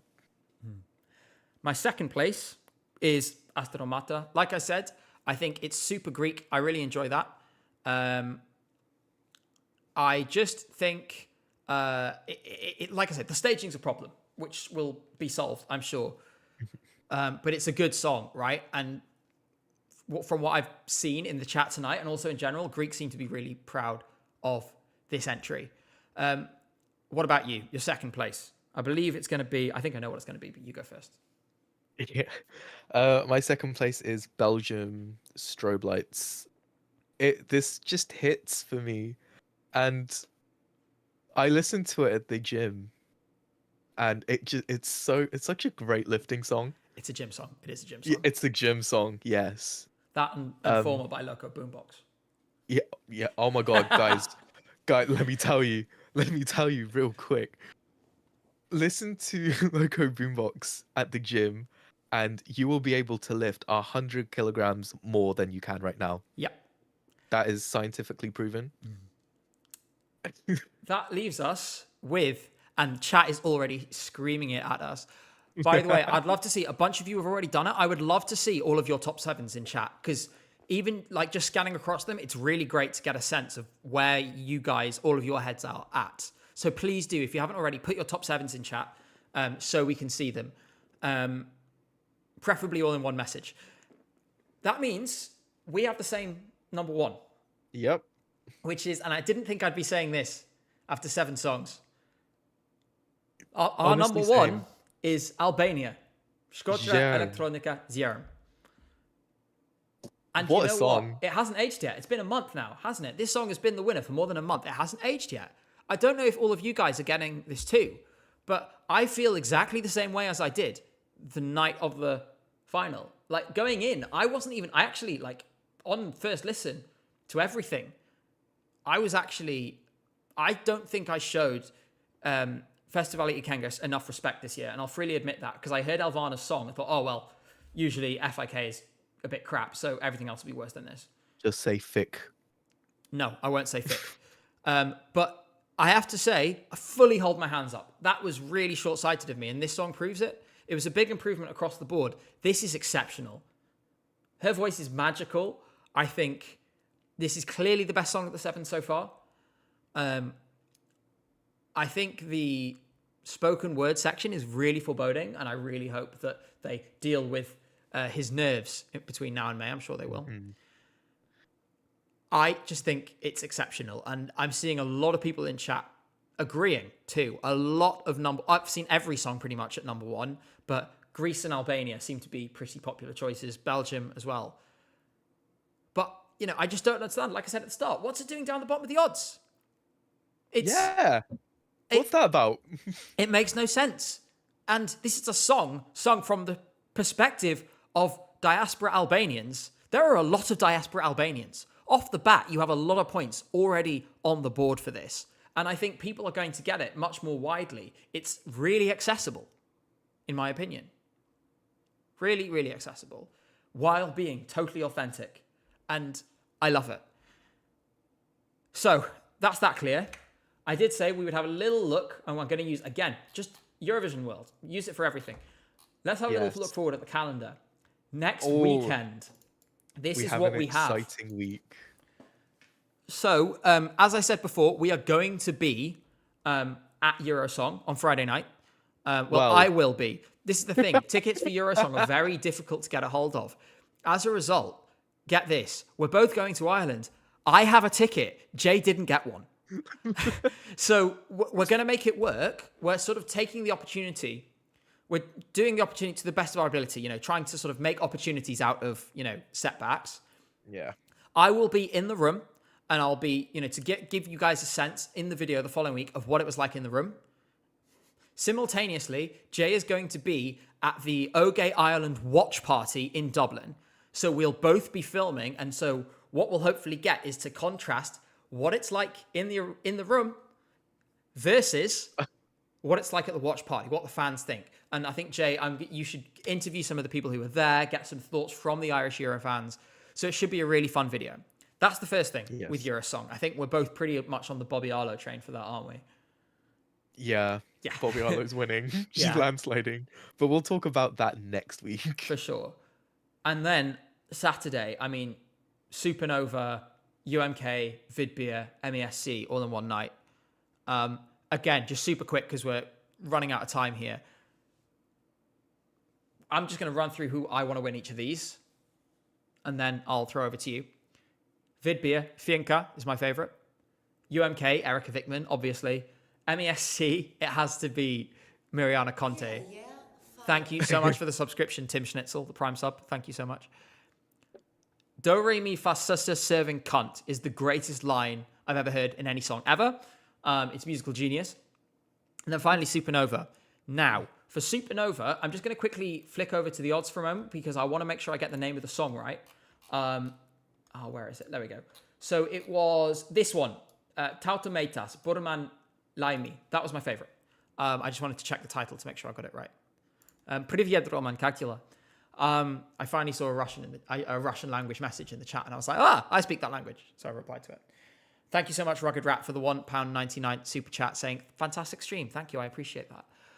What are your favorites from these four, Jay? Vidbeer, UMK, Supernova, MESC. Let's hear it.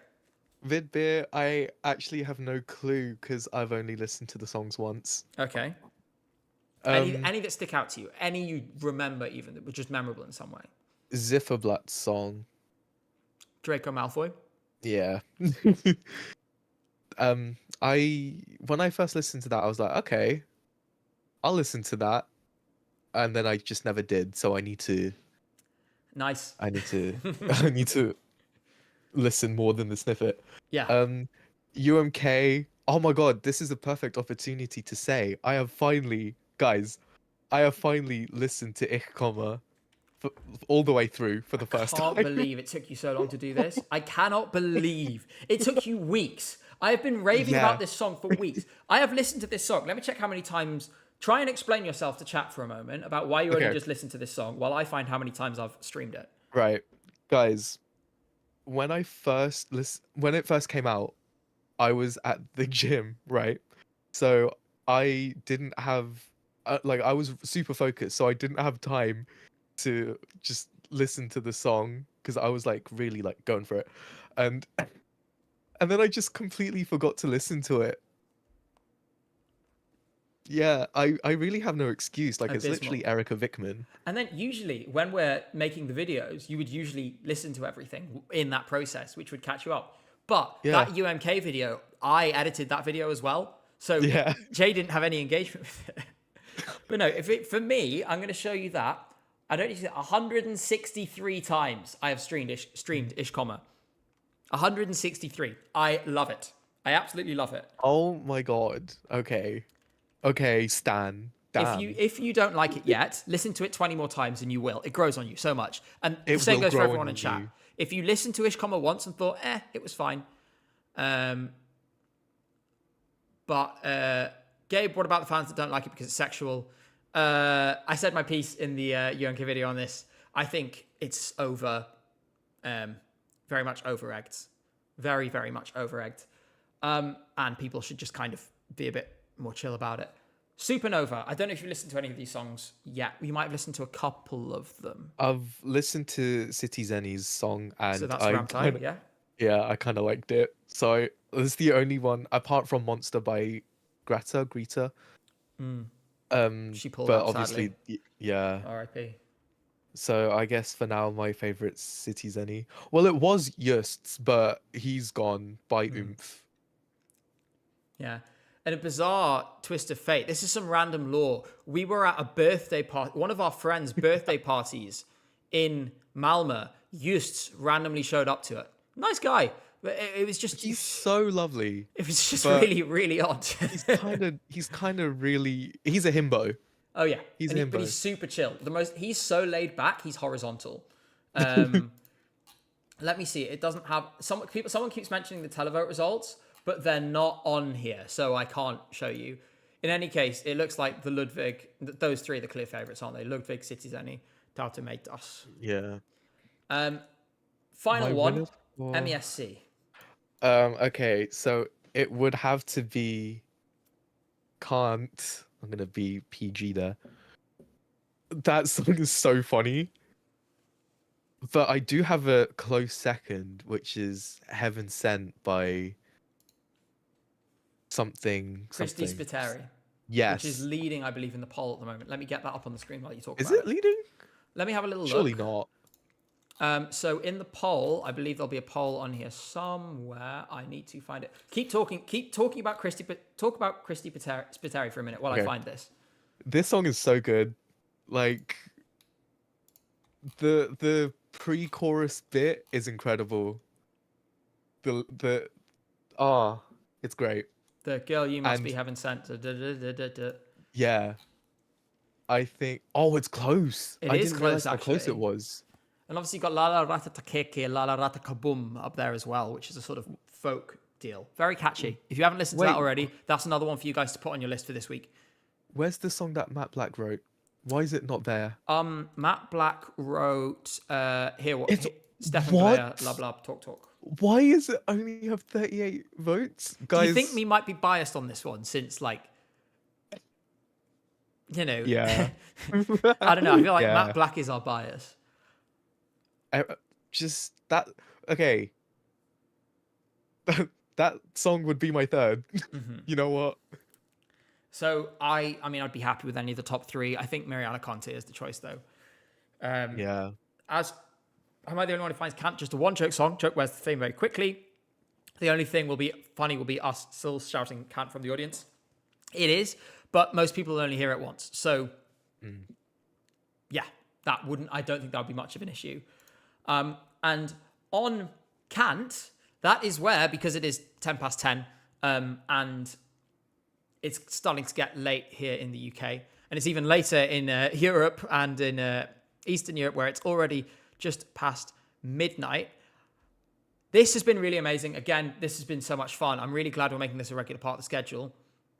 I wanted to say quickly before we go, again, if you haven't already subscribed to the YouTube channel, we are releasing videos every Friday night, 8 p.m. If you want a more condensed, more logical set of thoughts, you can get that 8 p.m. every Friday night. We're going to be here 8 p.m. This is all UK time, remember, every Sunday night to talk about the finals each weekend, like we've done tonight through the rest of February and into March. So make sure you're subscribed and put all of those dates in your calendar. It's been honestly a really crazy stream. The amount of people who showed up. Again, I am so grateful. I think Jay is so grateful too. Yeah, it's been really fun. And again, the time flies by, you know. And I always finish. I finished this stream last week with loads of energy. The same has happened again. Really grateful to you guys that you help us do this. And with that, we will say goodbye. So take care, everyone. If you want to watch any part of tonight's stream again, you can do so. The VOD will immediately be available on the channel. And yeah, see you all on Friday.